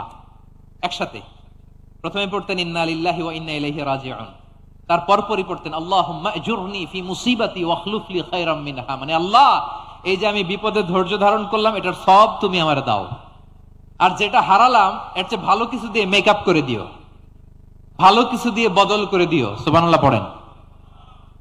তাহলে বিপদ আসলে আমরা কি পড়ব? কথা বলেন। এই যে আমি শুয়েছিলাম, নাশিদ গাচ্ছিল ওরা, এদেশে পরস্পরে দেখা হলে দেয় সালাম, এদেশে আমজনতার হৃদয় জুড়ে পাক কালাম, এদেশে বিপদ এলে সর্বজনে সর্বক্ষণে দোয়া পড়ে ইন্না লিল্লাহ। কি পড়ে? সুবহানাল্লাহ সুবহানাল্লাহ সুবহানাল্লাহ সুবহানাল্লাহ। এদেশে আজান শুনে সূর্য ওঠে শহর গ্রামে, এদেশে আজান শুনে সূর্য ডুবে সন্ধ্যা নামে, এদেশে সকল কাজে সবাই বলে বিসমিল্লাহ, এদেশে ভালো কিছু দেখে শুনে হাসি মুখে সবাই বলে মাশা আল্লাহ। সুবহানাল্লাহ পড়ে। তাহলে বিপদ এলে আমরা কি পড়ি? কথা বুঝলে সবাই উত্তর দিতে হবে। বিপদ এলে কি পড়ি? তাহলে বিপদ এলেই আমরা এখন থেকে ইন্না লিল্লাহ পড়বো, নাকি হাই হুতাশ করবেন? একদল আছে হাই হুতাশ করে, হায় আল্লাহ রে মোর কি হইল রে, মুই কি হরমু রে, মুই কমবে জামু রে, আছে না নাই? এরকম বিলাপ করতে নিষেধ করেছেন বিশ্বনবী। কি করব, কই যাব, কি হবে, হায় হায়, এরকম হাহুতাশ আছে না নাই? বিশ্বাসীরা হাহুতাশ করে না, তারা ইন্না লিল্লাহ পড়ে। কি পড়ে? মনে থাকবে, আমরা পড়বো ইন্না লিল্লাহি ওয়া ইন্না ইলাইহি রাজিউন। নিশ্চয়ই আমরা আল্লাহর জন্য, আমরা আল্লাহর দিকেই ফিরে যাব। এরপর পড়বো আল্লাহুম্মা আজুরনি ফি মুসিবাতি ওয়াখলুফ লি খায়রাম মিনহা। আল্লাহ, আমি যে বিপদে ধৈর্য ধারণ করলাম এটার সওয়াব দিও, আর যা হারালাম তার চেয়ে ভালো কিছু দিয়ে বদল করে দিও। সুবহানাল্লাহ পড়েন। বিশ্বনবীর হাদিস শুনলেন উম্মে সালামা রাদিয়াল্লাহু তাআলা আনহা। ওনার স্বামী হলো আবু সালামা। মজার ঘটনা খেয়াল করে শুনেন আমার প্রিয় কলিজার টুকরা ভাইয়েরা। কানগুলো খরগোশের কানের মতো খাড়া করে আমার দিকে তাকান। সাইয়্যিদাতুনা উম্মে সালামা রাদিয়াল্লাহু তাআলা আনহা, ওনার স্বামীর নাম আবু সালামা। শ্রেষ্ঠ দম্পতি, শ্রেষ্ঠ ফ্যামিলি। প্রথমে হিজরত করেছিলেন হাবাসায়, পরে হিজরত করেছেন মদিনায়। উহুদ যুদ্ধের পরে ওনার স্বামী আবু সালামা ইন্তেকাল করলো, শহীদ হলো। সুবহানাল্লাহ পড়েন। যখন আবু সালামা ইন্তেকাল করলো, উম্মে সালামা রাদিয়াল্লাহু তাআলা আনহা কেঁদে কেঁদে হয়রান। আর নবীর শিখানো বাণী অনুযায়ী তিনি বারবার পড়ছিলেন ইন্না লিল্লাহ। কি পড়ছিলেন? মুই কই যামু, কি হরমু, এগুলো বলে নাই। কি বলছে? ইন্না লিল্লাহ। যেহেতু বিশ্বনবী বলেছেন কেউ যদি বিপদের প্রথম ধাক্কায় পড়ে ইন্না লিল্লাহি ওয়া ইন্না ইলাইহি রাজিউন, আল্লাহুম্মা আজুরনি ফি মুসিবাতি ওয়াখলুফ লি খায়রাম মিনহা, তাহলে এই বিপদে যে সে যা হারালো তার চেয়ে শ্রেষ্ঠ কিছু দিয়ে আল্লাহ তার বদল দিয়ে দিবে। এই হাদিস শুনে উম্মে সালামা রাদিয়াল্লাহু তাআলা আনহা ওনার প্রাণ প্রিয় স্বামী আবু সালামার ইন্তেকালের পরে চোখের পানি ছাড়ে আর পড়ে ইন্না লিল্লাহি ওয়া ইন্না ইলাইহি রাজিউন। আল্লাহুম্মা আজুরনি ফি মুসিবাতি ওয়াখলুফনি খায়রাম মিনহা। বারবার এই দোয়া পড়ে চোখের পানি ছাড়ে, এই দোয়া পড়ে চোখের পানি ছাড়ে, আর মনে মনে বলে আবু সালামার মতো ভালো মানুষ মদিনাতে নাই, আবু সালামার চেয়েও ভালো মানুষ মদিনাতে নাই, তার চেয়ে ভালো মানুষ কি করে আল্লাহ তাআলা আমারে দিবে, তার চেয়ে ভালো মানুষ তো আমি মদিনাতে দেখি না। চোখের পানি দিয়ে বুক ভাসায় আর নবীর হাদিসের উপর আমল করে পড়ে ইন্না লিল্লাহি ওয়া ইন্না ইলাইহি রাজিউন, ইন্না লিল্লাহি ওয়া ইন্না ইলাইহি রাজিউন। পড়তে পড়তে চোখের পানি ছাড়ে আর চিন্তা করে বিশ্বনবী বললেন, এই দোয়া পড়লে যেটা হারালাম তার চেয়ে ভালো কিছু দিয়ে আল্লাহ পুরস্কার দেয়। আবু সালামের চেয়ে ভালো মানুষ মদিনার মধ্যে আর কে হতে পারে? কি আজীব তামাশা, কি অবাক করা ঘটনা। কিছুদিন পরে দেখা গেল সাইয়্যিদুল মুরসালিন রাহমাতাল লিল আলামিন স্বয়ং বিশ্ব নবী উম্মে সালামাকে বিয়ের প্রস্তাব পাঠিয়েছে। স্বয়ং বিশ্ব নবী উম্মে সালামা রাদিয়াল্লাহু তাআলা আনহাকে বিয়ের প্রস্তাব পাঠিয়েছেন। উনি রাজি হয়ে গেলেন, বিয়ে হয়ে গেল, উনি হয়ে গেলেন উম্মুল মুমিনিন, আমাদের মা, পুরো মুসলিম উম্মার মা। চিৎকার করে বলেন আল্লাহু আকবার। তাহলে আমার প্রাণ প্রিয় ভাইয়েরা, বিপদে পড়লে আমরা পড়বো ইন্না লিল্লাহি ওয়া ইন্না ইলাইহি রাজিউন, আল্লাহুম্মা আজুরনি ফি মুসিবাতি ওয়াখলুফনি খায়রাম মিনহা। পড়বেন? পড়বেন না? যারা যারা বিপদ আসলে এই দোয়াটা পড়বেন এখন থেকে আওয়াজ করে ইনশাআল্লাহ বলেন। যা হারাইছেন তার চেয়ে শ্রেষ্ঠ জিনিস দিয়ে বদলা দিবে কে? বিশ্বাস হয়? একটু সন্দেহ লাগে মনে হয়, একটু সন্দেহ আছে? যাদের বিশ্বাস হবে তাদের কি আল্লাহ উত্তম বদলা দিবে, ঠিক কিনা বলেন? তাহলে বিপদে পড়লেই প্রথমে আমরা এটা পড়ব। দোয়াগুলো যদি এখন মুখস্থ না হয়, এই যে রেকর্ডিং হচ্ছে, পেয়ে যাবেন, কালকেই পেয়ে যাবেন। শুনে শুনে মুখস্থ করবেন। আমার মায়েরা, আমার বোনেরা, আপনাদের জন্য 3টি মাঠের অ্যারেঞ্জমেন্ট করা হয়েছে, আমি জানি। আপনারা এই দোয়াগুলো পড়বেন, আপনার স্বামীকে শেখাবেন, সন্তানকে শেখাবেন, আপনার পুরো পরিবারটাকে জান্নাতের টুকরো বানিয়ে দিবে কে? তাহলে বিপদ আসলে প্রথমে কি পড়তে হবে এটা জেনে গেলাম। এরপরে বিপদ আসলে নিজেকে কি করে আল্লাহর কাছে সঁপে দিতে হয় এটাও জানার দরকার আছে না নাই? বিপদে প্রথমে ইন্নালিল্লাহ পড়লাম, ধৈর্য ধারণ করলাম, বিপদ থেকে উদ্ধারের সর্বোচ্চ চেষ্টা করলাম। আমার কাজ যখন শেষ তখন আমি আমার এই বিষয়টা আল্লাহর কাছে সঁপে দিব। কার কাছে সোপর্দ করব? কার কাছে? বিপদে বললে কেমন করে নিজেকে আল্লাহর কাছে সঁপে দিতে হয় আসুন সাইয়েদনা ইব্রাহিম আলাইহিস সালামের জীবনী থেকে জানি। আল্লাহর খলিল ইব্রাহিম আলাইহিস সালাম আমাদের মতো সমাজ ব্যবস্থা পায় নাই। আমরা জন্মের পরে আমাদের কানের ভেতরে আজান দিয়েছে কে? একামত দিয়েছে কে? আমাদের বাপদাদারা আমাদের কানে আজান দিয়েছে কি? দেয় নাই। আমাদের জন্মের পরেই তো আজান, একামত, বাড়ির পাশে মসজিদ, প্রতিদিন আজান, জুমার খুতবা, প্রতি মাসে মাসে তাফসিরুল কোরআন মাহফিল, মসজিদ, মিনারা, অভাব নাই, ঠিক কিনা বলেন? আপনি যেই সুন্দর ইসলামিক এনভায়রনমেন্ট পেয়েছেন, আমাদের ইব্রাহিম খলিল উনিও কি এরকম পেয়েছিলেন? হ্যাঁ, উনি জন্মের পর পরে ওনার কানে আজান দিয়েছে কেউ? আমার প্রিয় ভাইরা, আগা গোড়া একটা শিরকি পরিবেশ উনি জন্মগ্রহণ করেছেন। উনি ছাড়া ওই তল্লাটে একজনও আল্লাহর উপর বিশ্বাসী নাই। কল্পনা করতে পারেন? গোটা তল্লাটে, গোটা দেশে বিশ্বাসী মুমিন, আল্লাহর উপর বিশ্বাস স্থাপনকারী কয়জন? সবাই বলেন কয়জন? বাকি সব মুশরিক। বাকি সব মুশরিক নিজের সাথে নিজে শক্ত বোঝাপড়া করে, অ্যানালজি করে, সেলফ কনভারসেশন করে উনি মহা সত্যের সন্ধান পেয়েছেন। উনি আকাশের তারা দেখে ভাবে মনে হয় এটাই আমার খোদা, পরে দেখে তারা নাই, মনে মনে বলে না তাইলে এটা না। আবার চাঁদ দেখে বলে চাঁদটা বড় মায়া লাগে, মনে হয় এটাই আমার রব, পরে দেখে চাঁদও নাই, কয় না এটা না। এরপরে দ্বীপ প্রহরের জলজলে সূর্যটা খাঁ খাঁ করে গোটা পৃথিবীটারে রৌদ্র দিয়ে তাতিয়ে রাখে। তিনি ভাবলেন মনে হয় এটাই আমার রব, কারণ এটাই তো সবচেয়ে বড়। কিন্তু বিকেল বেলা ওই সূর্যটাও যখন চলে যায়, সাইয়েদনা ইব্রাহিম বলে না এটাও তো নাই, আমার খোদা যদি আমারে ছেড়ে চলে যায়, বিপদে পড়লে আমারে উদ্ধার করবে কে? এভাবে নিজের সাথে অ্যানালজি, সেলফ কনভারসেশন করতে করতে করতে তিনি মহা সত্যের সন্ধান পেয়েছেন। সুবহানাল্লাহ পড়েন। সব শেষে তিনি ডিসিশন নিয়ে ঘোষণা দিলেন, ইন্নী ওয়াজ্জাহতু ওয়াজহিয়া লিল্লাযী ফাতারাস সামাওয়াতি ওয়াল আরদা হানিফান ওয়া মা আনা মিনাল মুশরিকিন। নিশ্চয় আমি এমন সত্তার দিকে মনোনিবেশ করলাম, মুখাপেক্ষী হলাম যিনি আকাশ বানিয়েছেন, জমিন বানিয়েছেন, আমি মুশরিক নই। সুবহানাল্লাহ। পারতেন, আপনি পারতেন? কেউ নাই, লক্ষ লক্ষ মুশরিক, আপনি একা। ওনার মতো এরকম বিচক্ষণতা দিয়ে আল্লাহরে খুঁজে পাইতে পারতেন আপনি? কি নবী ছিল, আল্লাহকে খুঁজে পেয়েছে। যখন আল্লাহর ইবাদত শুরু করলো, এই কথা ছড়ায় পড়লো চারদিকে। নমরুদ সাইয়েদনা ইব্রাহিমকে ডেকে পাঠালেন। নমরুদ বলে, ইব্রাহিম, তুমি নাকি মূর্তির পূজা না করে কোন নতুন রবের ইবাদত করো, কে তোমার রব? সাইয়েদনা ইব্রাহিম বললেন, রব্বি আল্লাযী ইউহয়ী ওয়া ইউমীত, আমি এমন রবের ইবাদত করি যিনি জীবন দেন, যিনি মৃত্যু দেন। নমরুদ বলে, তাই নাকি?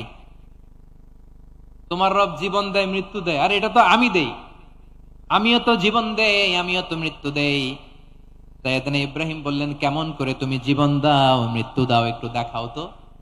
নমরুদ জেলখানা থেকে দুজন কয়েদিকে ডেকে আনলো। কয়েদি এনে অর্ডার করলো, একটাকে এখনই শিরোচ্ছেদ, হেড অফ, ডেথ পেনাল্টি, মৃত্যুদণ্ড দেয়া হলো। ফিনকি দিয়ে রক্ত বেরোলো। নমরুদ বলে, দেখো, দুজনকে ধরে আনলাম, একজন কয়েদিকে দিলাম ডেথ পেনাল্টি, মৃত্যুদণ্ড, ওরে মৃত্যু দিলাম। আরেকজন যে দাঁড়িয়ে আছে, চাইলে ওরেও আমি মৃত্যুদণ্ড দিতে পারি, কিন্তু না, ওরে আমি দিব না, ওরে আমি বাঁচাইয়া দিলাম, ছেড়ে দিলাম, মানে জীবন দিলাম। দেখো ইব্রাহিম, তোমার চোখের সামনে একজন রে মৃত্যু দিলাম, আরেকজন রে জীবন দিলাম। আপাত দৃষ্টিতে তাই তো, একজন রে তো জীবন দিল, আরেকজন রে মৃত্যু দিল। সাইয়েদনা ইব্রাহিম এবার বিপাকে পড়ে গেলেন। কিন্তু এক একজন নবীকে আল্লাহ এমন উইজডম, বিচক্ষণতা দিয়ে এই জমিনে পাঠিয়েছেন। মুহূর্তের মধ্যে আল্লাহর খলিল ইব্রাহিম বললেন, ইন্নাল্লাহা ইয়াতি বিশ-শামসি মিনাল মাশরিকি ফাতি বিহা মিনাল মাগরিব ফাবুহিতাল্লাযী কাফার। আল্লাহর খলিল ইব্রাহিম বললেন, নমরুদ, বুঝলাম তুমি জীবন দাও, মৃত্যু দাও, দেখলাম, কিন্তু আমার রব, আমার আল্লাহ প্রতিদিন সকালবেলা উষা লগ্নে ওই পূর্ব দিগন্ত থেকে সূর্যটাকে উদিত করেন, সাঁঝের বেলা, বিকেল বেলা, গধূলি লগ্নে, সন্ধ্যা বেলা ওই দ্বিপ্রহরের জল জলে সূর্যটাকে পশ্চিম দিগন্তে ডুবিয়ে দেন। মানে সকালবেলা পূর্ব দিক থেকে উদিত করা সূর্যটাকে পশ্চিম দিকে বিকেলে তিনি ডুবিয়ে দেন। তুমি যদি পারো ওই সূর্যটাকে পশ্চিম দিক থেকে উদিত করে পূর্ব দিকে ডুবিয়ে দাও। সুবহানাল্লাহ পড়বেন না? দেখেন, ইনস্ট্যান্ট ইন্টেলেক্ট, মুহূর্তে বিচক্ষণতা, উইজডম কাকে বলে? নমরুদ পারবে? নমরুদের বাপ পারবে? ওর দাদা, ওর 14 গোষ্ঠী, গোটা বিশ্বের সব ক্ষমতাধর রাষ্ট্রনায়করা একসাথে হলে পারবে? ফাবুহিতাল্লাযী কাফার পারে নাই, ব্যর্থ হয়েছে। এবার তেলে বেগুনে জ্বলে উঠেছে, রেগে মেগে আগুন বলে, ফালকুহু ফিল জাহিম। ওর সাথে তর্ক নাই, না পেরে এবার এটারে আগুনে ফেলা। বিশাল বিশাল গাছ কেটে লাকড়ি এনে আগুনের কুণ্ডলি বানানো হলো, দাউ দাউ দাউ দাউ করে আগুন জ্বলে। আল্লাহর খলিল ইব্রাহিমকে আগুনে নিক্ষেপ করা হবে। আল্লাহর খলিল সাইয়েদনা ইব্রাহিমের হাতের মধ্যে রশি দিয়ে টাইট করে বাঁধা হলো, পায়ের মধ্যেও টাইট করে রশি দিয়ে বাঁধা হলো। আল্লাহর খলিল ইব্রাহিমকে আগুনের কুণ্ডলির মধ্যে ফেলা হবে। ওমিয়া, আপনি যে বিপদের কারণে ভয় পান, হতাশ হন, এটা কোনো বিপদ ওনার বিপদের সামনে? পটুয়াখালী আওয়াজ করে বলুন, সাইয়েদনা খলিল ইব্রাহিমের বিপদের সামনে আমাদের বিপদগুলো কোনো বিপদ? এটা কোনো বিপদই না, এটা কোনো বিপদই না। হাত পা বেঁধে টাইট করে নিক্ষেপ করা হবে, সিম্পলি ফেলা যাবে না, কারণ দাউ দাউ করে দ্য ব্লেজিং ফায়ার, এমন আগুনের কুণ্ডলি, কাছে যাওয়া যায় না, আগুনের উত্তাপে নিক্ষেপ করা হবে। হাতে রশি বেঁধে, পায়ে রশি বেঁধে আল্লাহর খলিল ইব্রাহিম আলাইহিস সালামকে আগুনের মধ্যে নিক্ষেপ করা হবে। আহা, এটার বলে অগ্নি পরীক্ষা। উনি অগ্নি পরীক্ষার সম্মুখীন হয়েছিলেন, এজন্য কঠিন পরীক্ষাকে আমরা অগ্নি পরীক্ষার সাথে তুলনা করি, ঠিক কিনা? সাইয়েদনা জিবরাইল এসে বললেন, ও আল্লাহর খলিল, ওরা তো আপনার হাতও বেঁধে ফেললো, পাও বেঁধে ফেললো, নড়াচড়ার সুযোগ নাই, বলেন আমি জিবরিল ফেরেশতা আপনার জন্য কি করতে পারি? আল্লাহর খলিল ইব্রাহিম বলেন, ও জিবরাইল, তোমার কাছে আমার কোনো চাওয়া পাওয়া নাই। সুবহানাল্লাহ বলেন। তোমার কাছে বলার কিছু নাই, তোমার সাহায্যের আমার দরকার নাই। সাইয়েদনা ইব্রাহিম আলাইহিস সালামকে হাতে পায়ে রশি বেঁধে হাত পা বাঁধা অবস্থায় জ্বলন্ত অগ্নিকুণ্ডে যখন নমরুদের দলবল নিক্ষেপ করবে, আল্লাহর খলিল কিভাবে নিজেকে আল্লাহর কাছে সঁপে দিয়েছেন পটুয়াখালীর ভাইরা খেয়াল করে শুনুন। হাত পা বেঁধে আল্লাহর খলিলকে যখন নিক্ষেপ করা হবে, তিনি মুখ ফুটে বলে ফেললেন, হাসবুনাল্লাহু ওয়া নি'মাল ওয়াকিল। হাসবুনাল্লাহু ওয়া নি'মাল ওয়াকিল, আমার জন্য আল্লাহই যথেষ্ট, আমার জন্য আল্লাহই যথেষ্ট। তিনি আমার সবচেয়ে বড় গার্ডিয়ান, তিনি আমার সবচেয়ে বড় অভিভাবক। জিব্রাইলের সাহায্যের অফারকে ফিরিয়ে দিলেন, দুনিয়ার বুকে কারো কাছে কিছু বলেন নাই, মুখ ফুটে বলেছেন হাসবুনাল্লাহ। ও আমার পটুয়াখালীর প্রাণের ভাইয়েরা খেয়াল রাখবেন, কোন বান্দা তার হাতে থাকা সব চেষ্টাটুকুন করার পরে মুখ ফসকে মুখ দিয়ে যখন বলে ফেলে হাসবুনাল্লাহ, বান্দা যখন হাসবুনাল্লাহ বলে ফেলে, ওই ব্যাপারটা ডিল করার দায়িত্ব স্বয়ং আল্লাহ আরশের উপর থেকে নিয়ে নেয়। আপনি যখন বলে ফেলবেন হাসবুনাল্লাহ, এটা ডিলিং করবে কে তখন? চিল্লায় বলেন না, তিনি কে? বান্দা তার সাধ্যের সবটুকু চেষ্টার পরে নতজানু হয়ে যখন বলবে হাসবুনাল্লাহ, আল্লাহ তুমি আমার জন্য যথেষ্ট, নি'মাল ওয়াকিল, তুমি আমার শ্রেষ্ঠ অভিভাবক, তখন তার কি দরকার না দরকার এটা ডিল করে স্বয়ং আল্লাহ। নিক্ষেপ করা হলো সাইয়েদনা ইব্রাহিমকে অগ্নিকুণ্ডলিতে। হাজার হাজার মানুষের দৃশ্য দেখার জন্য জড়ো হয়েছে এরকম বিশাল ময়দানে। কিন্তু কি অবাক করা ঘটনা, সবাই ভয় পাচ্ছিল, না জানি কি হয়ে যায়। আল্লাহর খলিলকে যখন আগুনের কুণ্ডলিতে নিক্ষেপ করা হয়, আল্লাহর খলিল ইব্রাহিম আগুনের কুণ্ডলীর মধ্যে বসে বসে মানুষগুলোর দিকে তাকিয়ে হাসতে শুরু করে দেয়। কারণ আকাশ থেকে রব্বুল আলামিন স্পেশাল ভার্ডিক্ট নাজিল করেছেন, স্পেশাল হুকুম জারি করেছেন, কুলনা ইয়া নারু কুনি বারদান ওয়া সালামান আলা ইব্রাহিম। ও আগুন খবরদার, সৃষ্টি শুরু থেকে তোকে একটা ধর্ম আমি বাতলে দিয়েছিলাম, তোর ধর্ম, আগুনের ধর্ম হলো যা পাবে জ্বালিয়ে সারখার করবে। আল্লাহ বলল, আগুন তোর ধর্ম দিয়েছিলাম, তুই সব জ্বালিয়ে পুড়িয়ে সারখার করে দিবি, কিন্তু ক্ষণিকের জন্য আমি তোর জ্বালিয়ে দেওয়ার ক্ষমতাটাকে কেড়ে নিলাম, জ্বালিয়ে ভস্ম করে দেওয়ার ক্ষমতা আমি কেড়ে নিলাম। কুনি বারদান, ঠান্ডা হয়ে যা, কিন্তু এত বেশি ঠান্ডা হবি না আবার আমার ইব্রাহিমের জন্য সর্দি লেগে না যায়। সুবহানাল্লাহ, এত আস্তে বললে হবে? কুনি বারদান, বার্দ মানে বরফ, ঠান্ডা, ঠান্ডা হ, কিন্তু এত ঠান্ডা হবি না যাতে আমার ইব্রাহিমের কষ্ট হয়। আগুন বলে, আল্লাহ একবার বললা ঠান্ডা হ, আবার বলো এত ঠান্ডা হবি না যাতে খলিলের সর্দি না লাগে। কেমন ঠান্ডা হব, কেমন এনভায়রনমেন্ট তৈরি করে দেব বলো? আল্লাহ বললেন, সালামান আলা ইব্রাহিম, আমার খলিল, আমার কলিজা, আমার ইব্রাহিমের জন্য তুই জান্নাতের গুল বাগিচা হয়ে যা। ও ভাই, নবী মুসার মতো ঈমান হলে রাস্তা হবে সাগর জলে, নবী ইউসুফের মতন ঈমান হলে একে একে দরজা খোলে। নবী ইব্রাহিমের মতন ঈমান যদি আজও থাকে বিদ্যমান, অগ্নিকুণ্ডে দেখতে পাবে খুবসুরত এক ফুল বাগান। কুলনা ইয়া নারু কুনি বারদান ওয়া সালামান আলা ইব্রাহিম। বান্দা যখন মুখ দিয়ে বলে হাসবুনাল্লাহ, আমার আল্লাহ আমার জন্য যথেষ্ট, এই বলে যখন নিজেকে সঁপে দেয়, তার কি লাগবে ওই দায়িত্ব স্বয়ং নিয়ে নেয় কে? সবাই বলেন, স্বয়ং নিয়ে নেয় কে? তাহলে আমার প্রিয় ভাইরা, বিপদের শুরুতেই আমরা বলবো ইন্না লিল্লাহ। শুরুতে কি বলবো? এরপরে যেই বাক্যটা পড়ে নিজের পরিস্থিতিকে আল্লাহর দরবারে সঁপে দিব, সেটা হচ্ছে হাসবুনাল্লাহ। সেটা কি? বিষ্ণু বলেন, লা ইয়াজালু লিসানুকা রাতাবান মিন যিকরিল্লাহ, সব সময় আল্লাহর স্মরণ দিয়ে, জিকির দিয়ে জিহ্বাটারে সিক্ত রাখো। আর শয়তানু জাসিমুন আলা কলবি ইবনে আদম, শয়তান বনি আদমের কলবে খামচি মেরে বসে থাকে। ফাইদা যাকারাল্লাহ খানাসা, মানুষ যখন আল্লাহ স্মরণ করে, জিকির করে, শয়তান দৌড়ে পালায়। ওয়া ইদা গাফালা ওয়াসওয়াসা, যখনই বনি আদম গাফেল হয় তখনই শয়তান তার হৃদয়ে ওয়াসওয়াসা দেয়।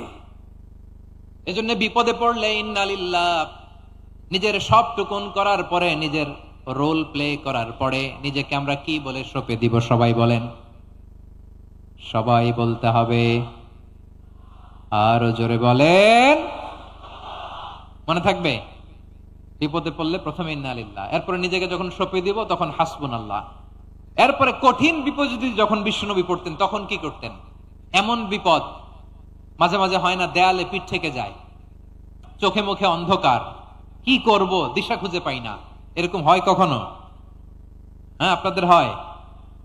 হয় না? তো জান্নাতে আছেন আপনারা।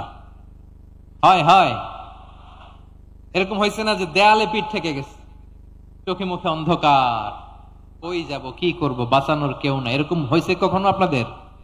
যদি হয় তাইলে এটার সলিউশন বলবো, না হইলে তো এগুলো বলে লাভ নাই।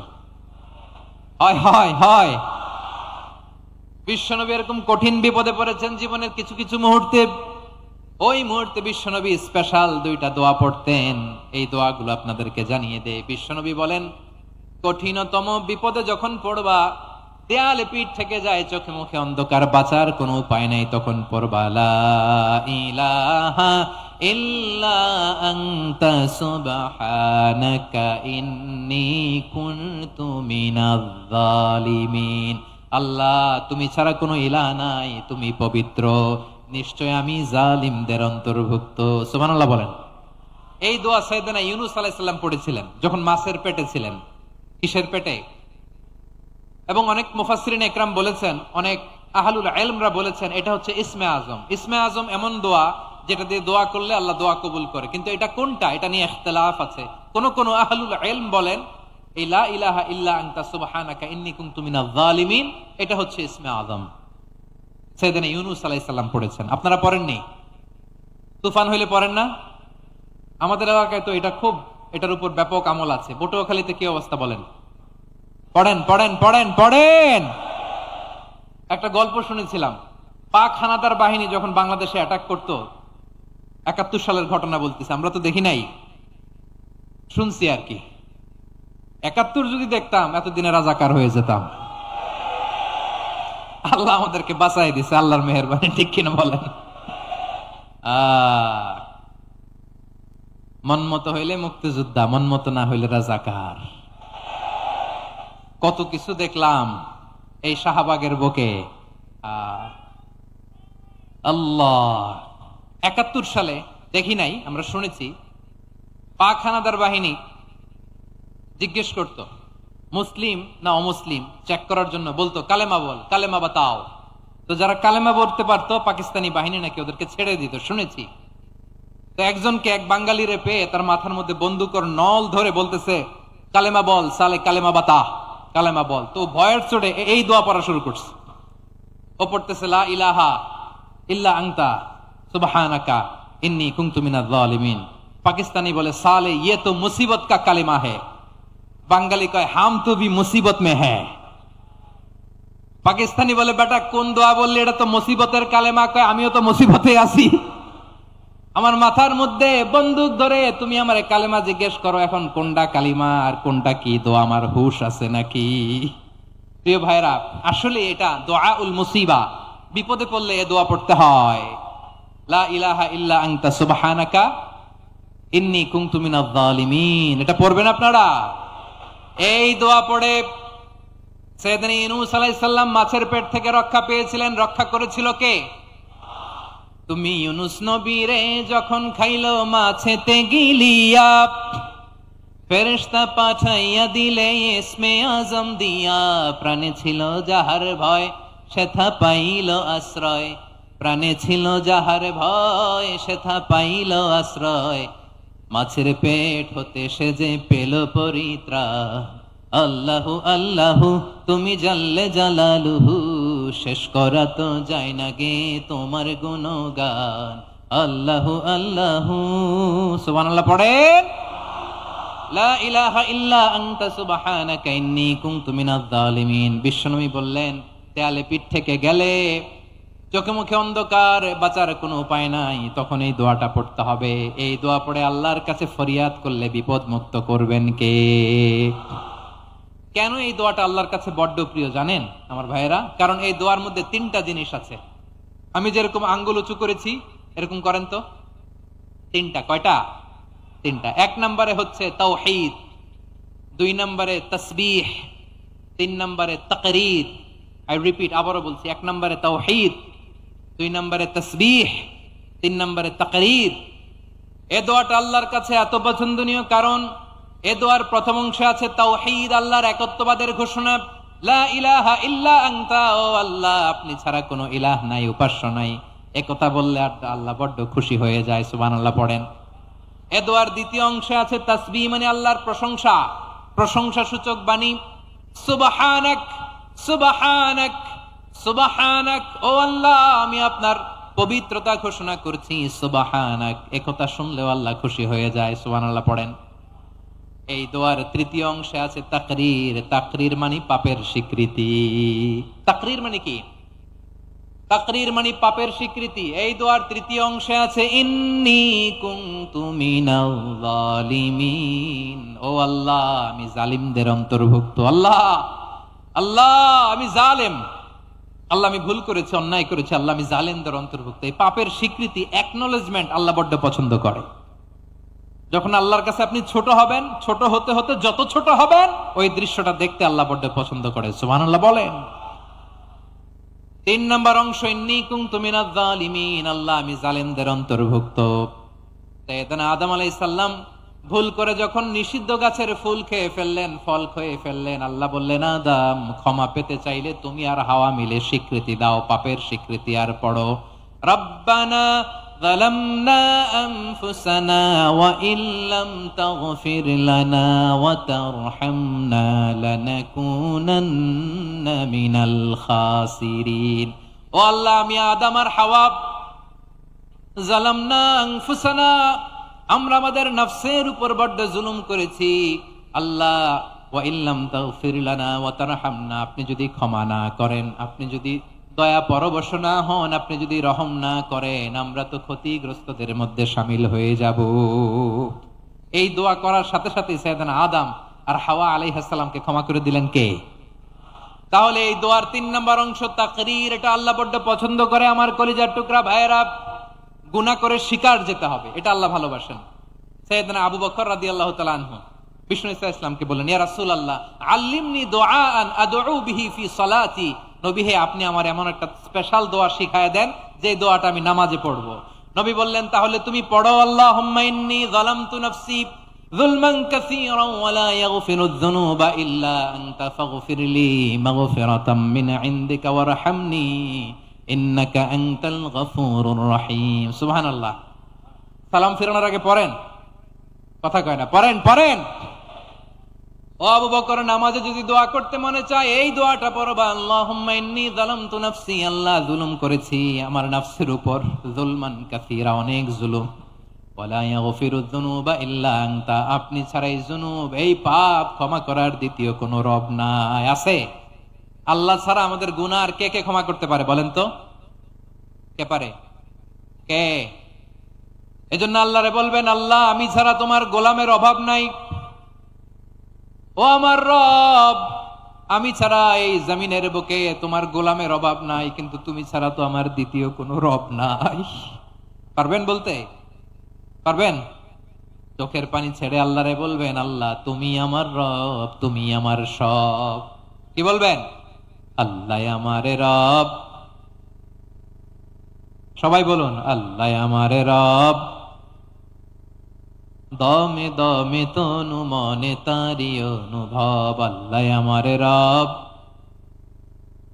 আল্লাহরে বলেন, আল্লাহ তুমি আমার রব, তুমি আমার সব। আল্লাহ আমি ছাড়া এই জমিনে তোমার গোলামের অভাব নাই, তুমি ছাড়া আমার দ্বিতীয় কোনো রব নাই। একথা বলে চোখের পানি ছেড়ে আল্লাহরে স্বীকৃতি দেন, আল্লাহ আমি পাপী, আল্লাহ জামিনে আমার চেয়ে বড় পাপী আর কেউ নাই। অজু করে সিজদায় লুটিয়ে পড়ে চোখের পানি ছেড়ে আল্লাহরে পাপের স্বীকৃতি দেন, আল্লাহ এমন কোন জুলুম নাই, গুনাহ নাই আমি করি নাই, সগীরা কবিরা, জেনে না জেনে, ইচ্ছায় অনিচ্ছায়, শিরকি বেদাতি সব গুনাহ করেছি। আল্লাহ আকাশের নিচে জামিনের উপরে আমার চেয়ে বড় গুনাহগার আর কেউ নাই। চোখের পানি ছেড়ে আল্লাহরে বলেন, আল্লাহ আমি ছাড়া তোমার গোলামের অভাব নাই, তুমি ছাড়া আমার দ্বিতীয় কোনো রব নাই, তুমি ছাড়া তো কেউ আমার গুনাহ ক্ষমা করার নাই, তুমি আমার রব, তুমি আমার সব। বলতে পারবেন? এই তাকরীর আমার পটুয়াখালীর ভাইরা, এই স্বীকৃতিটা দেখতে আল্লাহ বড্ড ভালোবাসে, কারণ আমরা সবাই গুনাহগার। আমরা সবাই কি? বিশ্বনবী বলেন কুল্লুকুম খাত্তাউন, বানি আদম তোমরা সবাই পাপী। সবাই কি? সবাই পাপী। আমরা সবাই পাপী, আপন পাপের বাটখারা দিয়ে অন্যের পাপ মাপি। আমরা যে পাপী এটা ভাবতে মনে চায় না কারো, খালি অন্যের পাপ দেখি আমরা, এটা ভুল। ওর এই পাপ, ও পাপী, ও জালেম, ও জাহান্নামী, এরকম একটা টেন্ডেন্সি। আমার যে কি হালাত এটার খেয়াল নাই। খেয়াল করতে হবে যে আমি সবচেয়ে বড় পাপী, ঠিক কিনা বলেন? পাপ করি নাই এমন কেউ আছি? হ্যাঁ আছি। কেউ না জানলেও জানে কে আমার পাপের ঘটনা? পৃথিবী না জানুক আমি তো জানি, আমি কি পাপ করেছি হায়। ও আমার কলিজার টুকরা ভাইয়েরা, মাথাটাকে নিচু করে জীবনের সব গুনার ফিরিস্তিগুলো একটা একটা করে স্বীকার করে আল্লাহরে বলেন, আল্লাহ আমি পাপী, আল্লাহ আমার চেয়ে বড় পাপী এই দুনিয়াতে কেউ নাই, আকাশের নিচে জমিনের উপরে আমার চেয়ে বড় পাপী কেউ নাই। একটা একটা করে আল্লাহ স্বীকার করি আমি পাপী, সব পাপের স্বীকৃতি দিলাম। পৃথিবী না জানুক আমি তো জানি, আমি কি পাপ করেছি হায়। আমার পাপের করলে বিচার, বাঁচার আমার নাই উপায়। দয়াময় তুমি মাফ করো আমায়, মাফ করো আমায়। আল্লাহ তাআলা যদি দয়া করে আমাদেরকে মাফ না করে, আমাদের বাঁচার কোনো উপায় নাই। আপনি কি ভেবেছেন আপনার নামাজ দিয়ে আপনি জান্নাতে যাবেন? আপনি তাহাজ্জুদ গুজার, সেজদা দিতে দিতে কপালে দাগ ফেলেছেন, এটা আপনারা জান্নাতে নেবে না? আপনি এলাকার সবচেয়ে বড় হাতেম তাই দানশীল, এই দানের ভরসায় বসে আছেন, কশিন কালো না। আমাদের নামাজ, আমাদের রোজা, আমাদের ইবাদত, এগুলোকে মিজানের পাল্লায় উঠালে কোনো ওজনই হবে না। তবে আমাদের একটা কৌশল জানা আছে, আমরা আল্লাহর রহমতের ভিখারি। আমরা সেদিন আগেই গুনার স্বীকৃতি দিয়ে দেব। আমরা বলবো, আল্লাহ তুমি প্রশ্ন করার আগে তোমার একটা কথা বলি, আমারে কিছু জিজ্ঞেস করো না, আমি সব করেছি। এমন কোন পাপ নাই যে পাপ আমারে দিয়ে হয় নাই। তোমার রহমত দিয়ে তুমি জান্নাতে পাঠাবা, তোমার দয়ায় জান্নাতে যেতে চাই, আমল দিয়ে না। পারবেন বলতে? কিয়ামতের দিন আমরা বলবো, আল্লাহ আমার আমল দিয়ে জান্নাত চাই না, আমি তোমার দয়া দিয়ে জান্নাত চাই। তোমার দয়া ছাড়া আমার কোনো উপায় নাই। কারণ আল্লাহ যদি বিচার করে বাঁচার কারো উপায় নাই। আল্লাহ যদি বলে ফেলেন তুই এটা করলি কেন, ওখানে গেলি কেন, কোরআনে 1000 বার নিষেধ করলাম তারপরেও এই পাপে জড়ালি কেন, এরকম প্রশ্ন ছুড়ে দিলে আমার উত্তর আছে? বাঁচার কোনো উপায় আছে? রোজ হাসরে হে আল্লাহ আমার করোনা বিচার, আল্লাহ করোনা বিচার। বিচার চাহি না তব দয়া চাই, এ গুনাহগার, আল্লাহ করোনা বিচার। আপনার আমল দিয়ে জান্নাতে যাবেন? কি দিয়ে যাবেন? আল্লাহর দয়া দিয়ে। আল্লাহর রহম আর দয়া ছাড়া কেউ জান্নাতের চেহারাও দেখতে পাবে না।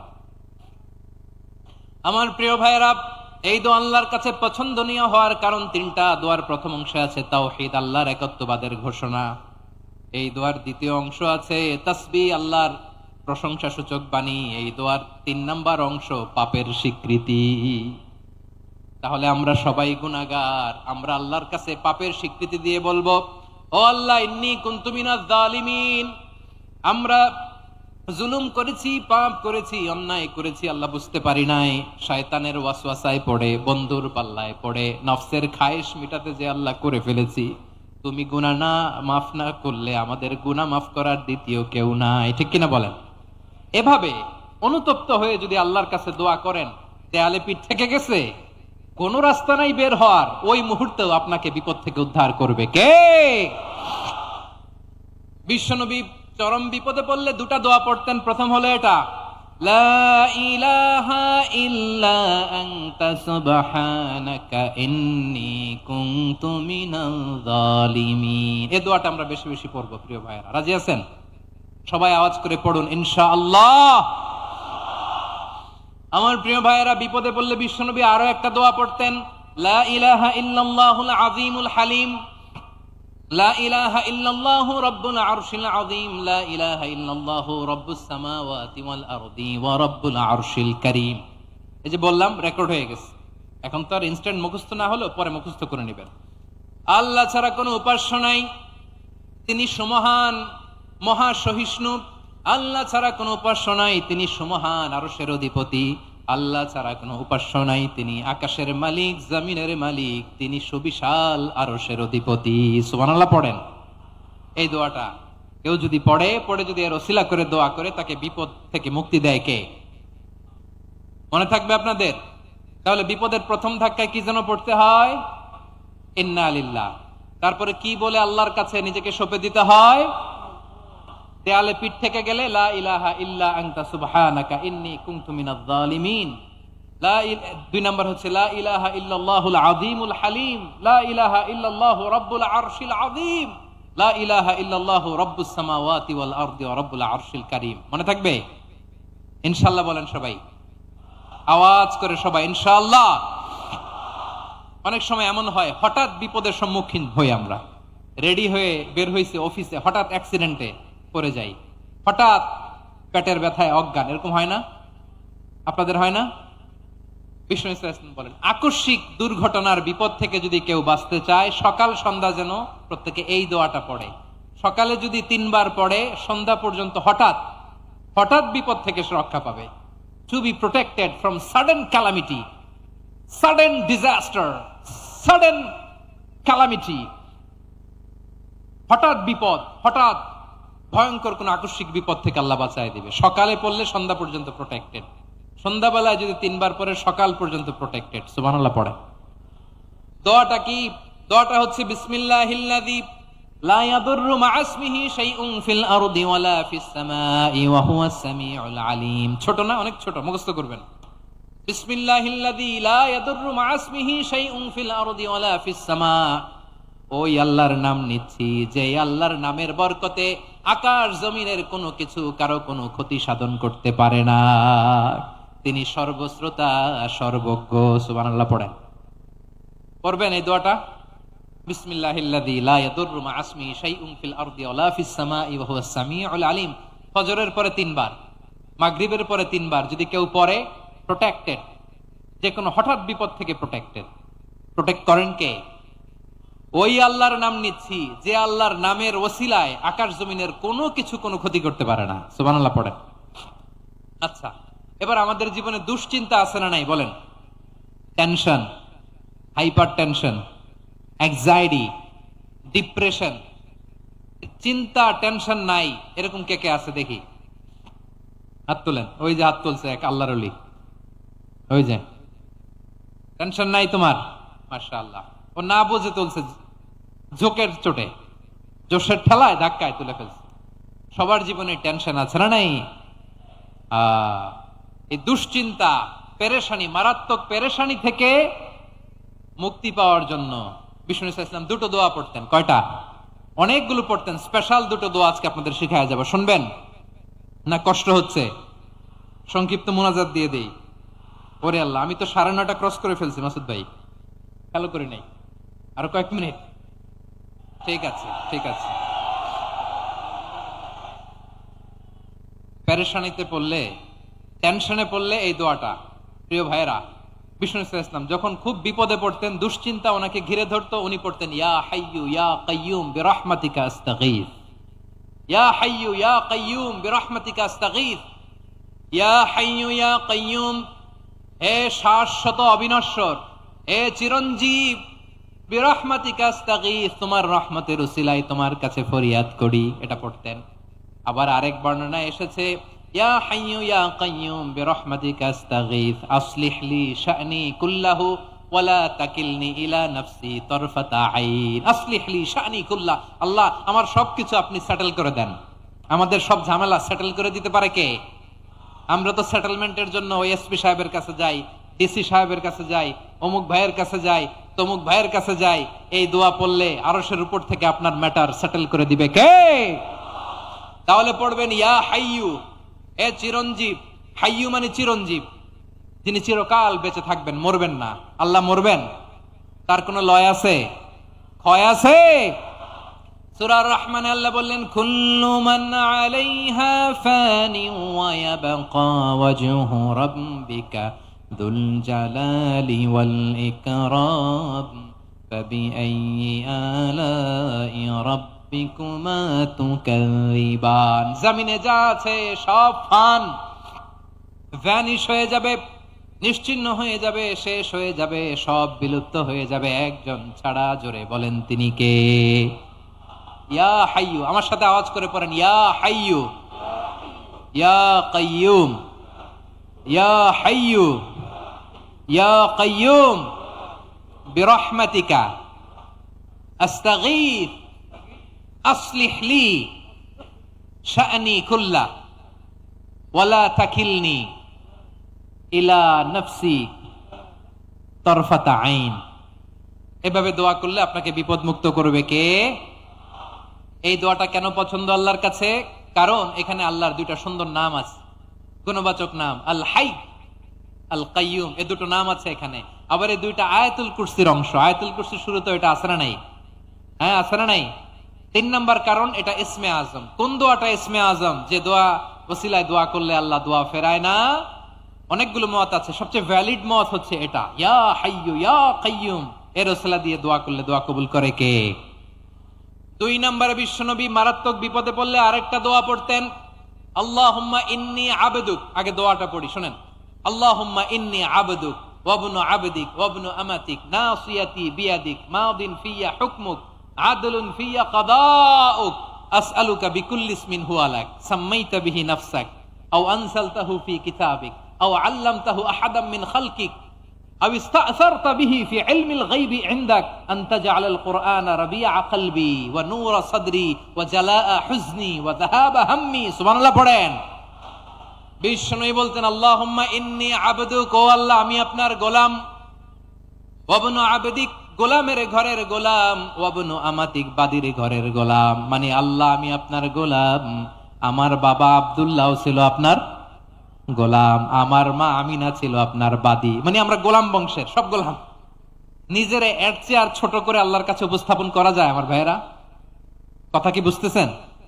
নিজেকে এর চাইতে ছোট, নগণ্য আর তুচ্ছ করে আল্লাহর সাথে প্রেজেন্ট করা যায়? বিশ্বনবী বললেন ও আল্লাহ আমি আপনার গোলাম, গোলামের ঘরের গোলাম, দাসীর ঘরের গোলাম, নাসিয়াতি বিয়াদিক, আমার মাথার চুলের ঝুঁটি আপনার হাতের মুঠোয়। আপনি ডানে টান দিলে আমি ডানে যেতে বাধ্য, আপনি বাঁয়ে টান দিলে বাঁয়ে যেতে বাধ্য। সুবহানাল্লাহ বলেন। পিছনে 2-1 ভাই দাঁড়ালেন কেন? হ্যাঁ, বসুন। জায়গা চেঞ্জ করতেছে, সেই দুপুর থেকে বসে আছে আমি জানি। মাশাআল্লাহ। কেউ 2-1 বেরোইছে, গ্যাপ পূরণ করতেছে। মাশাআল্লাহ। পড়েন সুবহানাল্লাহ আলহামদুলিল্লাহ লা ইলাহা লা ইলাহা ইল্লাল্লাহু মুহাম্মাদুর রাসূলুল্লাহ সাল্লাল্লাহু আলাইহি ওয়াসাল্লাম। বিশ্বনবী বললেন আল্লাহ আমার মাথার চুলের ঝুঁটি আপনার হাতের মুঠোয়। আচ্ছা, এইভাবে কাকে ধরা হয়? যে খুব ছোট, ঠিক কিনা? নিজেকে কত ছোট করলেন বিশ্বনবী। ও আল্লাহ আমার মাথার চুলের ঝুঁটি আপনার হাতের মুঠোয়, আপনি ডানে টানলে আমি ডানে যাব, বাঁয়ে টানলে বাঁয়ে যাব। আল্লাহ আসআলুকা বিকুল্লি ইসমিন হুয়া লাক নাসিয়াতি বিয়াদিক মাদিন ফিয়া হুকমুক, আপনার নির্দেশ আমার উপর কার্যকর হবেই হবে। আদলুন ফিয়া কাদাউক, আপনার ফয়সালা যেই ফায়সালাই আপনি আমার জন্য করেন এটাই ইনসাফ। সুবহানাল্লাহ বলেন। আমরা আল্লাহর ফায়সালায় সন্তুষ্ট হতে চাই না। কত কমপ্লেইন, আল্লাহ তুমি এটা দিলা না, ওইটা পাইলাম না, ওইটা হইল না রে, এরকম অভিযোগ কমপ্লেইন আমাদের আছে না নাই? আর বিশ্বনবী বলতেন আদলুন ফিয়া কাদাউক, আল্লাহ আমার জন্য তোমার যেটা ফায়সালা এটাই সবচেয়ে শ্রেষ্ঠ ইনসাফ, এর চেয়ে ইনসাফ আর হতে পারে? এভাবে কায়মন বাক্যে আল্লাহর কাছে বিশ্বনবী দোয়া করতেন। এরপরে বিশ্বনবী বললেন, আল্লাহ তোমার যত নাম আছে সব নামের ওসিলায় দোয়া করি, যে নাম তুমি আমাদেরকে জানিয়েছো, যে নাম তুমি আমাদেরকে জানাও নাই, যে নাম তুমি কোরআনে নাজিল করেছো, যে নাম নাজিল করো নাই, যে নাম শুধু নবীদেরকে জানিয়েছো। আর আল্লাহর এমন কিছু চমৎকার চমৎকার সুন্দর সুন্দর নাম আছে, এই নামগুলো রব্বুল আলামিন কাউকে জানাবে না। সুবহানাল্লাহ বলেন। আমরা তো 99 নাম জানি, 100 নাম জানি আল্লাহ, কিন্তু আল্লাহর এমনও কিছু নাম আছে যেগুলো আল্লাহ বিশ্বনবীরও জানায় নাই। এগুলো আল্লাহ ইলমুল গায়বে রেখে দিয়েছেন। দোয়ার সময় বলবেন, আল্লাহ তোমার যেই নামগুলো জানি, যেগুলো জানি না, যেগুলো কোরআনে আছে, যেগুলো নাই, যেগুলো নবীরে খাস ভাবে জানাইছো ওগুলোর উসিলায়, যেগুলো কোনোদিন জানাবাও না তোমার ওই নামের উসিলাও তোমার কাছে চাই। আল্লাহ কোরআনকে আমার হৃদয়ের বসন্ত বানাও, আমার বক্ষের জ্যোতি বানাও, আমার চিন্তা দুশ্চিন্তা তুমি দূর করে দাও। বিশ্বনবী বললেন, এই কালিমাগুলো, এই বাক্যগুলো পড়ে যদি কেউ আল্লাহর কাছে ফরিয়াদ করে, তার হৃদয় থেকে দুশ্চিন্তা কাটিয়ে দিবে কে? পড়বেন, এই দোয়াগুলো পড়বেন। আচ্ছা, সবশেষে বলি, ঋণের বোঝায় যারা জর্জরিত, বিষ্ণু ইসলাম চমৎকার একটা দোয়া শিখিয়েছেন।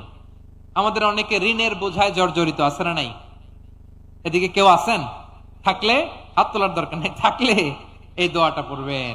এক সাহাবীর নাম আবু উমামা, নামাজের ওয়াক্ত ছাড়া উনি মসজিদে যেয়ে বসে আছে। বিশ্বনবী বললেন, কি রে আবু উমামা, নামাজের তো ওয়াক্ত হয় নাই, মসজিদে কি? সাহাবী বলে, হুমুমুন লাজিমাতনি ওয়া দুয়ুন, নবী গো, ঋণের বোঝায় এমন টেনশনে আছি, ঘরে থাকতে পারলাম না, মসজিদে চলে আসছে। বিশ্বনবী বলেন, আমি কি তোমার এমন একটা দোয়া শিখাবো যেটা পড়লে আল্লাহ তাআলা তোমার ঋণের বোঝা হালকা করে দিবেন? আবু উমামা বললেন, ইয়া রাসূলুল্লাহ, অবশ্যই শিখাবেন। বিশ্বনবী বললেন, তাহলে তুমি পড়বা, আল্লাহুম্মা ইন্নী আউযু বিকা মিনাল হাম্মি ওয়াল হাযান ওয়া আউযু বিকা মিনাল জুবনি ওয়াল বুখল ওয়া আউযু বিকা মিন গালাবাতিদ দাইনি ওয়া কাহরির রিজাল।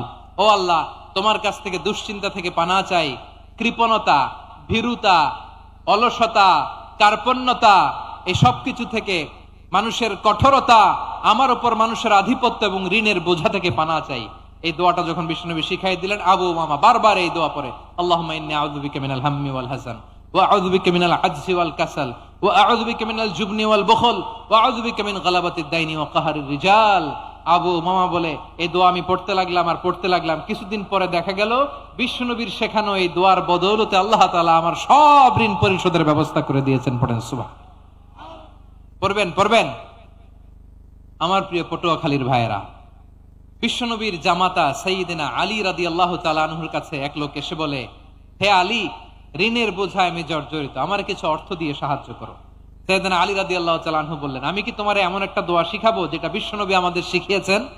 এই দোয়া যদি তুমি পড়ো, লাউ কানা আলাইকা মিসলু জাবালিন কাবীরিন দাইনান আদাল্লাহু আনকা, পাহাড় পরিমাণও যদি ঋণের বোঝা হয়, আল্লাহ এটা পরিশোধের ব্যবস্থা করে দিবেন। ছোট্ট একটা দোয়া বিশ্বনবী শিখালেন, বললেন, তুমি পড়বা, আল্লাহুম্মা কফিনি বিহালালিকা আন হারামিকা ওয়া আগনিনি বিফাদলিকা আম্মান সিওয়াক। মুখস্থ আছে? হ্যাঁ, আছে। আল্লাহুম্মা কফিনি বিহালালিকা আন হারামিক, আল্লাহ তোমার হালাল দিয়ে আমাকে পরিতুষ্ট করো, হারাম থেকে বাঁচিয়ে রাখো, আর তোমার অনুগ্রহে মানুষের মুখাপেক্ষী যেন আমি না হই, আমি যেন সবসময় তোমার মুখাপেক্ষী হয়, ওই তৌফিক দিও। সুবহানাল্লাহ পড়েন। এই দোয়া বেশি বেশি পড়লে ঋণের বোঝা হালকা করে দিবে কে? তাহলে প্রিয় ভাইয়েরা, বিপদে পড়লেই প্রথমে কি পড়বেন? পটুয়াখালী ভুইলা গেছে, বিপদে পড়লেই প্রথমে ইন্না লিল্লাহ কি বলে নিজেকে আল্লাহর কাছে সঁপে দিতে হয়? হাসবুনাল্লাহ। চরম বিপদে দেয়ালে পিঠ থেকে গেছে, তখন লা ইলাহা ইল্লা আনতা সুবহানাকা ইন্নী কুনতু মিনাজ জালিমিন। এরপরে লা ইলাহা ইল্লাল্লাহুল আযীমুল হালিম, এই দোয়া। আকস্মিক বিপদ, হঠাৎ যেন কোনো বিপদ আমাকে পেয়ে না বসে, এটার জন্য বিসমিল্লাহিল্লাযী লা ইয়াদুররু মা ইসমিহি শাইউন ফিল আরদি ওয়ালা ফিস সামাই ওয়া হুয়াস সামিউল আলিম। সকালে 3 বার, রাতে 3 বার। আর মারাত্মক tension, hyper tension, anxiety, depression থেকে বাঁচার জন্য 2 দোয়া, ইয়া হাইয়্যু ইয়া কাইয়্যুম। ইয়া হাইয়ু ইয়া কাইয়ুম, মনে থাকবে? আর আল্লাহুম্মা ইন্নী আবদুক, এই দোয়া। ঋণ থেকে বাঁচার জন্য দুই দোয়া, আল্লাহুম্মা ইন্নী আউযু বিকা মিনাল হাম্মি ওয়াল হাযান, এটা। আর আল্লাহুম্মা কফিনি বিহালালিকা আন হারামিকা ওয়া আগনিনি বিফাদলিকা আম্মান সিওয়াক। আর সব সময় পড়ার জন্য একটা আমল দিয়ে যাই, উঠতে বসতে, অফিসে যাচ্ছেন, অফিস থেকে ফিরতেছেন, বসে আছেন, শুয়ে আছেন, ছোট্ট এক শব্দে আমরা যেন বেশি বেশি পড়ি আস্তাগফিরুল্লাহ। আওয়াজ করে আমার সাথে পড়ুন আস্তাগফিরুল্লাহ, আবার পড়ুন আস্তাগফিরুল্লাহ। আল্লাহ রাসূল সাল্লাল্লাহু আলাইহি ওয়াসাল্লাম বলেন, মান লাজিমাল ইস্তিগফার, যে সব সময় এরকম ইস্তিগফারের সাথে লেগে থাকে, জাআলাল্লাহু লাহু মিন কুল্লি দীকিন মাখরাজা, আল্লাহ তাআলা তাকে কোনো বিপদে আটকান না, সে জীবনে আটকাবে না, যে কোনো বিপদে আল্লাহ তার রাস্তা বের করে দিবে, way out, you will get a way out and solution. সুবহানাল্লাহ।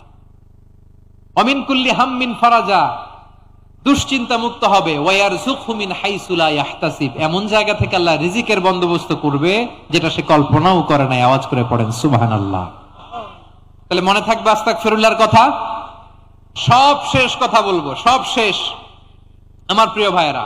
এটা গেল নিজের বিপদ। কিসের বিপদ? নিজে যদি বিপদে পড়েন। অন্যের বিপদ যদি দেখেন, এটার জন্য একটা দোয়া আছে। অনেক সময় আমরা দেখি হাসপাতালে ক্যান্সারের থার্ড স্টেজে চলে গেছে, লোকটা হ্যাংলা হয়ে চিকন হয়ে হায়রে কি কষ্ট পায়, দেখি না? বিষ্ণু বলে একটা দোয়া যদি কেউ অন্যের কোনো বিপদ দেখে পড়ে, ওই বিপদ তার জীবনে কখনো আসবে না। শুনবেন? শোনার আগ্রহ আছে? অনেক সময় হয় যে আমরা মহাসড়ক দিয়ে যখন চড়ি, দুর্ঘটনায়, আইরে আল্লাহ, দুর্ঘটনায় মানুষের মাথা একদিকে, দেহ আরেকদিকে, ব্লিডিং, এরকম হয় না? আল্লাহ তুমি হেফাজত করো।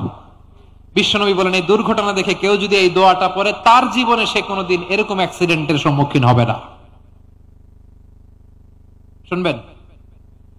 বিশ্বনবী বলেন, অন্যের বিপদ দেখে কেউ যদি পড়ে, আলহামদুলিল্লাহিল্লাযী আফানি মিম্মা বতালাকা বিহি ওয়া ফাদ্দালানি আলা কাসীরিম মিম্মান খালাকা তাফদীলা, মানে প্রশংসা সে আল্লাহর, যে আল্লাহ তাআলা তোমাকে যেই জিনিস দিয়ে পরীক্ষা করেছে, আমাকে ওইটা থেকে বাঁচিয়ে দিয়েছে। তোমাকে আল্লাহ যেই বিপদে ফেলেছে, আমাকে ওই বিপদ থেকে তিনি মুক্ত রেখেছে, আর তার অনেক সৃষ্টির উপর আমাকে তিনি প্রাধান্য দিয়েছে। সুবহানাল্লাহ পড়েন। যে কোনো বিপদ, কারো ক্যান্সার দেখে যদি এই দোয়াটা আপনি বিশ্বাসের সাথে পড়েন, জীবনে কোনোদিন ক্যান্সার রোগে আক্রান্ত হবেন না। দুর্ঘটনা দেখে যদি পড়েন, ওই দুর্ঘটনা আপনাকে স্পর্শ করবে না। যে কোনো কারো বিপদ দেখে যদি কোনো বিশ্বাসী বান্দা এই দোয়া পড়ে, বিশ্বনবী বলেন, লাম ইউসিবহু যালিকাল বালা, ওই বিপদ তাকে আর ধরবে না। উফিয়া মিনহু মিন যালিকাল বালা কাইনাম মা কান, সে যতদিন হায়াত পাবে কোনোদিন ওই বিপদ তাকে স্পর্শ করবে না। এই দোয়াটা পড়তে রাজি আছেন আমার প্রিয় ভাইরা? তাহলে পুরো আলোচনার সেন্ট্রাল থিম হচ্ছে, আমাদের জীবনে বিপদ আসবে, কষ্ট আসবে, দুঃখ আসবে, কিন্তু বিপদে আপদে আমরা হাল ছেড়ে দিব না, হতাশ হব না। মুমিন হতাশ হয় না, নিরাশ হয় না, হাল ছেড়ে দেয় না। মুমিন ভরসা রাখে একজনের উপর। আওয়াজ করে বলুন, যিনি কে? বিপদে পড়লে আমাদেরকে উদ্ধার করে কে? আবার আমাদেরকে যদি কোনো নেয়ামত আল্লাহ দিতে চান, ওইটা কেড়ে নেওয়ার ক্ষমতা কারো আছে? তাহলে আমরা কানেক্টিভিটি বাড়াবো কার সাথে? আমাদের প্রার্থনার ফরিয়াদের হাত তুলবো কার কাছে? রাজি আছেন পটুয়াখালীর ভাইয়েরা? মনে থাকবে কথাগুলো? আল্লাহ তাআলা আমাদের সবাইকে কথাগুলো বোঝার ও আমল করার তৌফিক দান করুন। আমি আপনাদের আতিথেয়তা, আপনাদের ভালোবাসায় মুগ্ধ হয়েছি, ইমপ্রেসড হয়েছে। আলহামদুলিল্লাহ। লক্ষ লক্ষ তাওহীদি জনতা, কোনো ডিস্টার্ব নাই, কোনো হই হুল্লোড় নাই, মারামারি নাই। পটুয়াখালী আজকে হিস্ট্রি তৈরি করেছে। আর আমার দুই পাশে আমার দুজন প্রিয় মানুষ, আপনাদের এই এলাকার গণমানুষের নেতা, মাটিও মানুষের নেতা, তারুণ্যের আইকন আমার প্রিয় মাসুদ ভাই। পাশে আছেন আমাদের আলতাফ হোসেন চৌধুরী সাহেব। এ দুজনই আমার খুবই প্রিয় মানুষ। ওনারা অত্যন্ত বিচক্ষণতার সাথে এই দেশকে, জাতিকে ওনারা সার্ভ করেছেন, করবেন। আমরা ওনাদের জন্য দোয়া করি, আগামীর পথ চলা যেন ওনাদের সুন্দর হয়, আমরা বলি আমিন। ওনারা যেন বাংলাদেশকে লিড দিতে পারে, মিলেমিশে আমরা যেন একাকার হয়ে যেতে পারি, আমরা জাতীয় ঐক্যের বাংলাদেশ যেন দেখতে পারি। আল্লাহ তুমি তৌফিক দাও। এই পটুয়াখালীর জেনজিদেরকে আল্লাহ তুমি কবুল করো। তিনটি মাঠে আমার কলিজার টুকরা মা বোনেরা এই শীতের রাতকে উপেক্ষা করে যারা উপস্থিত হয়েছেন তাদেরকে আল্লাহ তাআলা খাদিজাতুল কুবরা আয়েশা রাদিয়াল্লাহু তাআলা আনহার মতো কবুল করুক, আমরা পড়ি আমিন। আমাদের ওয়েলফেয়ার ফাউন্ডেশনের চেয়ারম্যান আব্দুল্লাহ নাহিয়ান ভাই অনেক কষ্ট করেছেন, দোয়া চেয়েছেন, আল্লাহ ভাইকে কবুল করুক। অনেকের আব্বা আম্মা ইন্তেকাল করেছেন, দোয়া চেয়েছেন, আল্লাহ তাআলা জান্নাত নসিব করুক। আমাদের মোহতারাম চৌধুরী সাহেবের স্ত্রী সম্মানিত সহধর্মিণী, তিনি থাইল্যান্ডে আছেন চিকিৎসারত, শুধু মাহফিলের জন্য উনি একদিনের সফরে উনি এসেছেন। আমরা ওনার জন্য শিফায়ে কামিলার দোয়া করি, আল্লাহ তাআলা শিফা নসিব করুক। প্রিয় ভাইয়েরা, সব সময় কোরআনের পক্ষে থাকেন, ইসলামের পক্ষে থাকেন, দেশের সার্বভৌমত্বের পক্ষে থাকেন। আবারও হয়তো আপনাদের সাথে দেখা হয়ে যাবে অন্য কোনো তাফসীরুল কোরআনের ময়দানে। সুবহানাকাল্লাহুম্মা বিহামদিকা আশহাদু আল্লা ইলাহা ইল্লা আনতা আস্তাগফিরুকা ওয়া আতুবু ইলাইক। রব্বানা যালামনা আনফুসানা ওয়া ইন লাম তাগফির লানা ওয়া তারহামনা লানাকুনান্না মিনাল খাসিরিন। রব্বানা আতিনা ফিদ দুনিয়া হাসানাতাও ওয়া ফিল আখিরাতি হাসানাতাও ওয়া কিনা আযাবান নার। রব্বানা تقبل منا إنك أنت السميع العليم وتب علينا يا مولانا إنك أنت التواب الرحيم. سبحان ربك رب العزة عما يصفون وسلام على المرسلين والحمد لله رب العالمين. واجعل آخر كلامنا عند الموت لا إله ইল্লাল্লাহু মুহাম্মাদুর রাসূলুল্লাহ সাল্লাল্লাহু আলাইহি ওয়াসাল্লাম।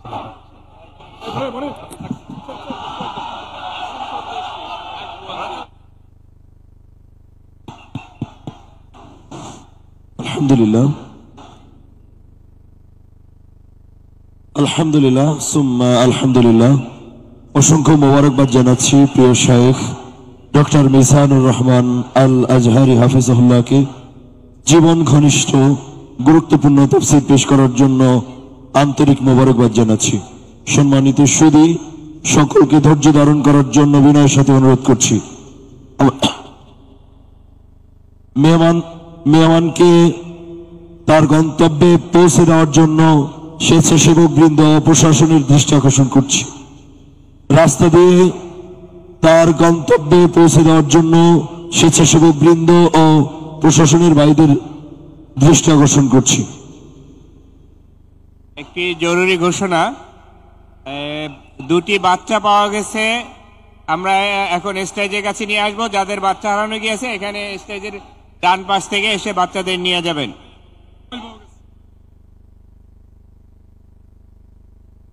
সম্মানিত সুধী, একটি মোবাইল পাওয়া গিয়েছে। যাদের মোবাইল হারিয়েছে প্রমাণ দিয়ে নিয়ে যাওয়ার জন্য অনুরোধ করছি।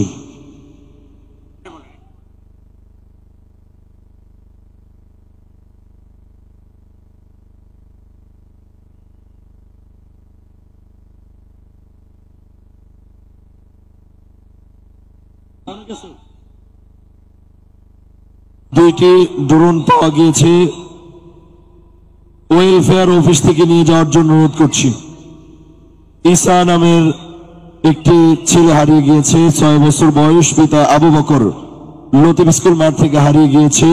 পেয়ে থাকলে যোগাযোগ করার জন্য অনুরোধ করছি।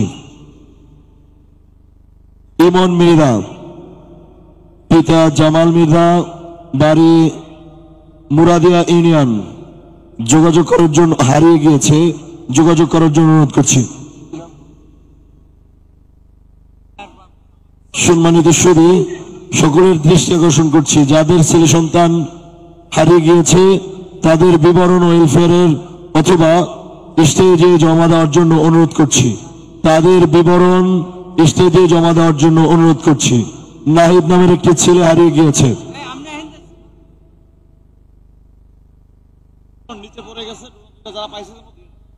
দুইটি ড্রোন নিচে পড়ে গিয়েছে। যারা পেয়েছেন মেহরবানি করে স্টেজে জমা দেওয়ার জন্য অনুরোধ করছি।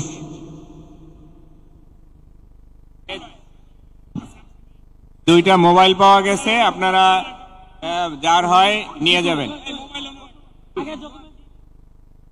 সম্মানিত সুধী, আসছে একটি ঘোষণা আসছে। আগামী 5 ফেব্রুয়ারি বাইতুল ইমান জামে মসজিদ, মসজিদের উদ্যোগে তাফসিরুল কোরআন মাহফিল। টাউন কালিকাপুর হেতালিয়া বাদঘাট বাইতুল নাইম জামে মসজিদে, বাইতুল ইমান জামে মসজিদে তাফসিরুল কোরআন মাহফিলের আয়োজন করা হয়েছে। উক্ত মাহফিলে প্রধান মেহমান হিসেবে থাকবেন মুফতি আমির হামজা কুষ্টিয়া।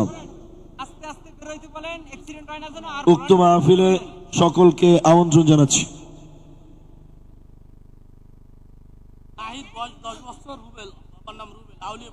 নাহিদ নামে একটি ছেলে হারিয়ে গিয়েছে, 10 বছর বয়স, বাবার নাম রুবেল, আউলিয়াপুর গ্রাম। হারিয়ে গিয়েছে, পেয়ে থাকলে স্টেজের কাছে স্টেজের কাছে এসে যোগাযোগ করার জন্য অনুরোধ করছি। সম্মানিত সুধী, রাঙামালি থেকে 2টি লঞ্চ এসেছে। যোগাযোগ করেন, ওই পেশে যোগাযোগ করেন।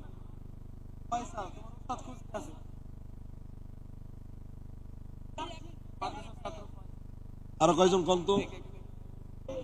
এই জান্নাতুল তাজরিন মিম একটা বাচ্চা এখানে আছে, যার হয় নিয়ে যাবেন। ফয়সাল ছাত্র আছে, ফয়সাল জাকেরাবাদের ফয়সাল, তার ওস্তাদ খুঁজতে আছে। ফয়সাল আউফিয়া নূরের বাবাকে পাওয়া যাইতেছে না। জিশান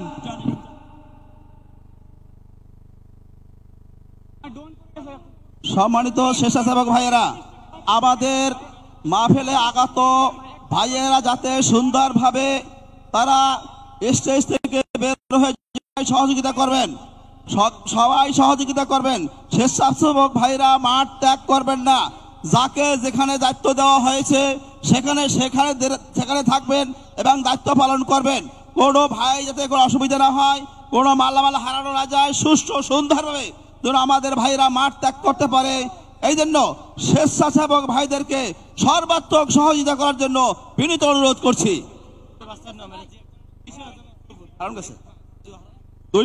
দুইটি ছেলে হারানো গিয়েছে। এক ছেলের নাম জিশান আর এক ছেলের নাম সফর। যদি কেউ পেয়ে থাকেন তাহলে স্টেজে জমা দিবেন, তাকে নিয়ে আসবেন।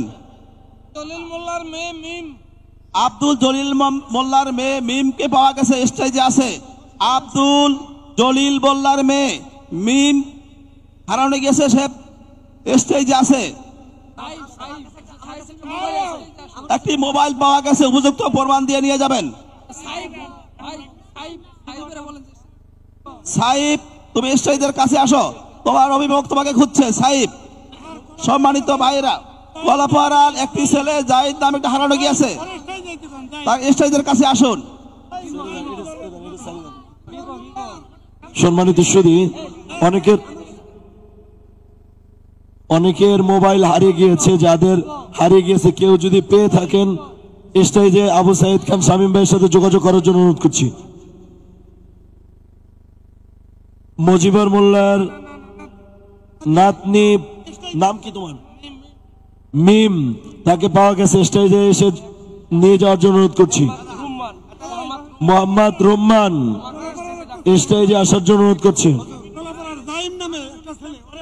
জাইম নামে একটি ছেলে হারিয়ে গিয়েছে, স্টেজের কাছে আসার জন্য অনুরোধ করছি।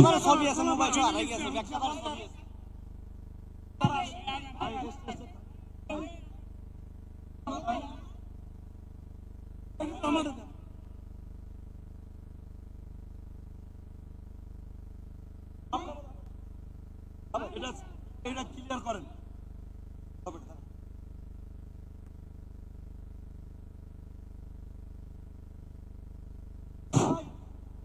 স্টেজ থেকে ভাইরা নেমে যান, দয়া করে স্টেজ থেকে সবাই নেমে যান। স্টেজটা ভেঙে পড়ে যাবে। দয়া করে সকলকে স্টেজ থেকে নামার অনুরোধ করছি। স্টেজে যে সমস্ত ভাইরা অবস্থান করছেন, স্টেজে যে সমস্ত ভাইরা উঠছেন, আমি সকল ভাইদেরকে এখান থেকে নেমে নামার জন্য অনুরোধ করছি। যে সমস্ত ভাইয়েরা তাদের প্রয়োজন নাই, তাদেরকে স্টেজ থেকে নামার অনুরোধ করছি। আমি আপনাদের কাছে বিনয়ের সহিত অনুরোধ করছি, যাদের স্টেজে কোনো কাজ নেই তাদেরকে স্টেজ থেকে নেমে যাওয়ার অনুরোধ করছি। স্টেজটা ভেঙে পড়ে যাবে।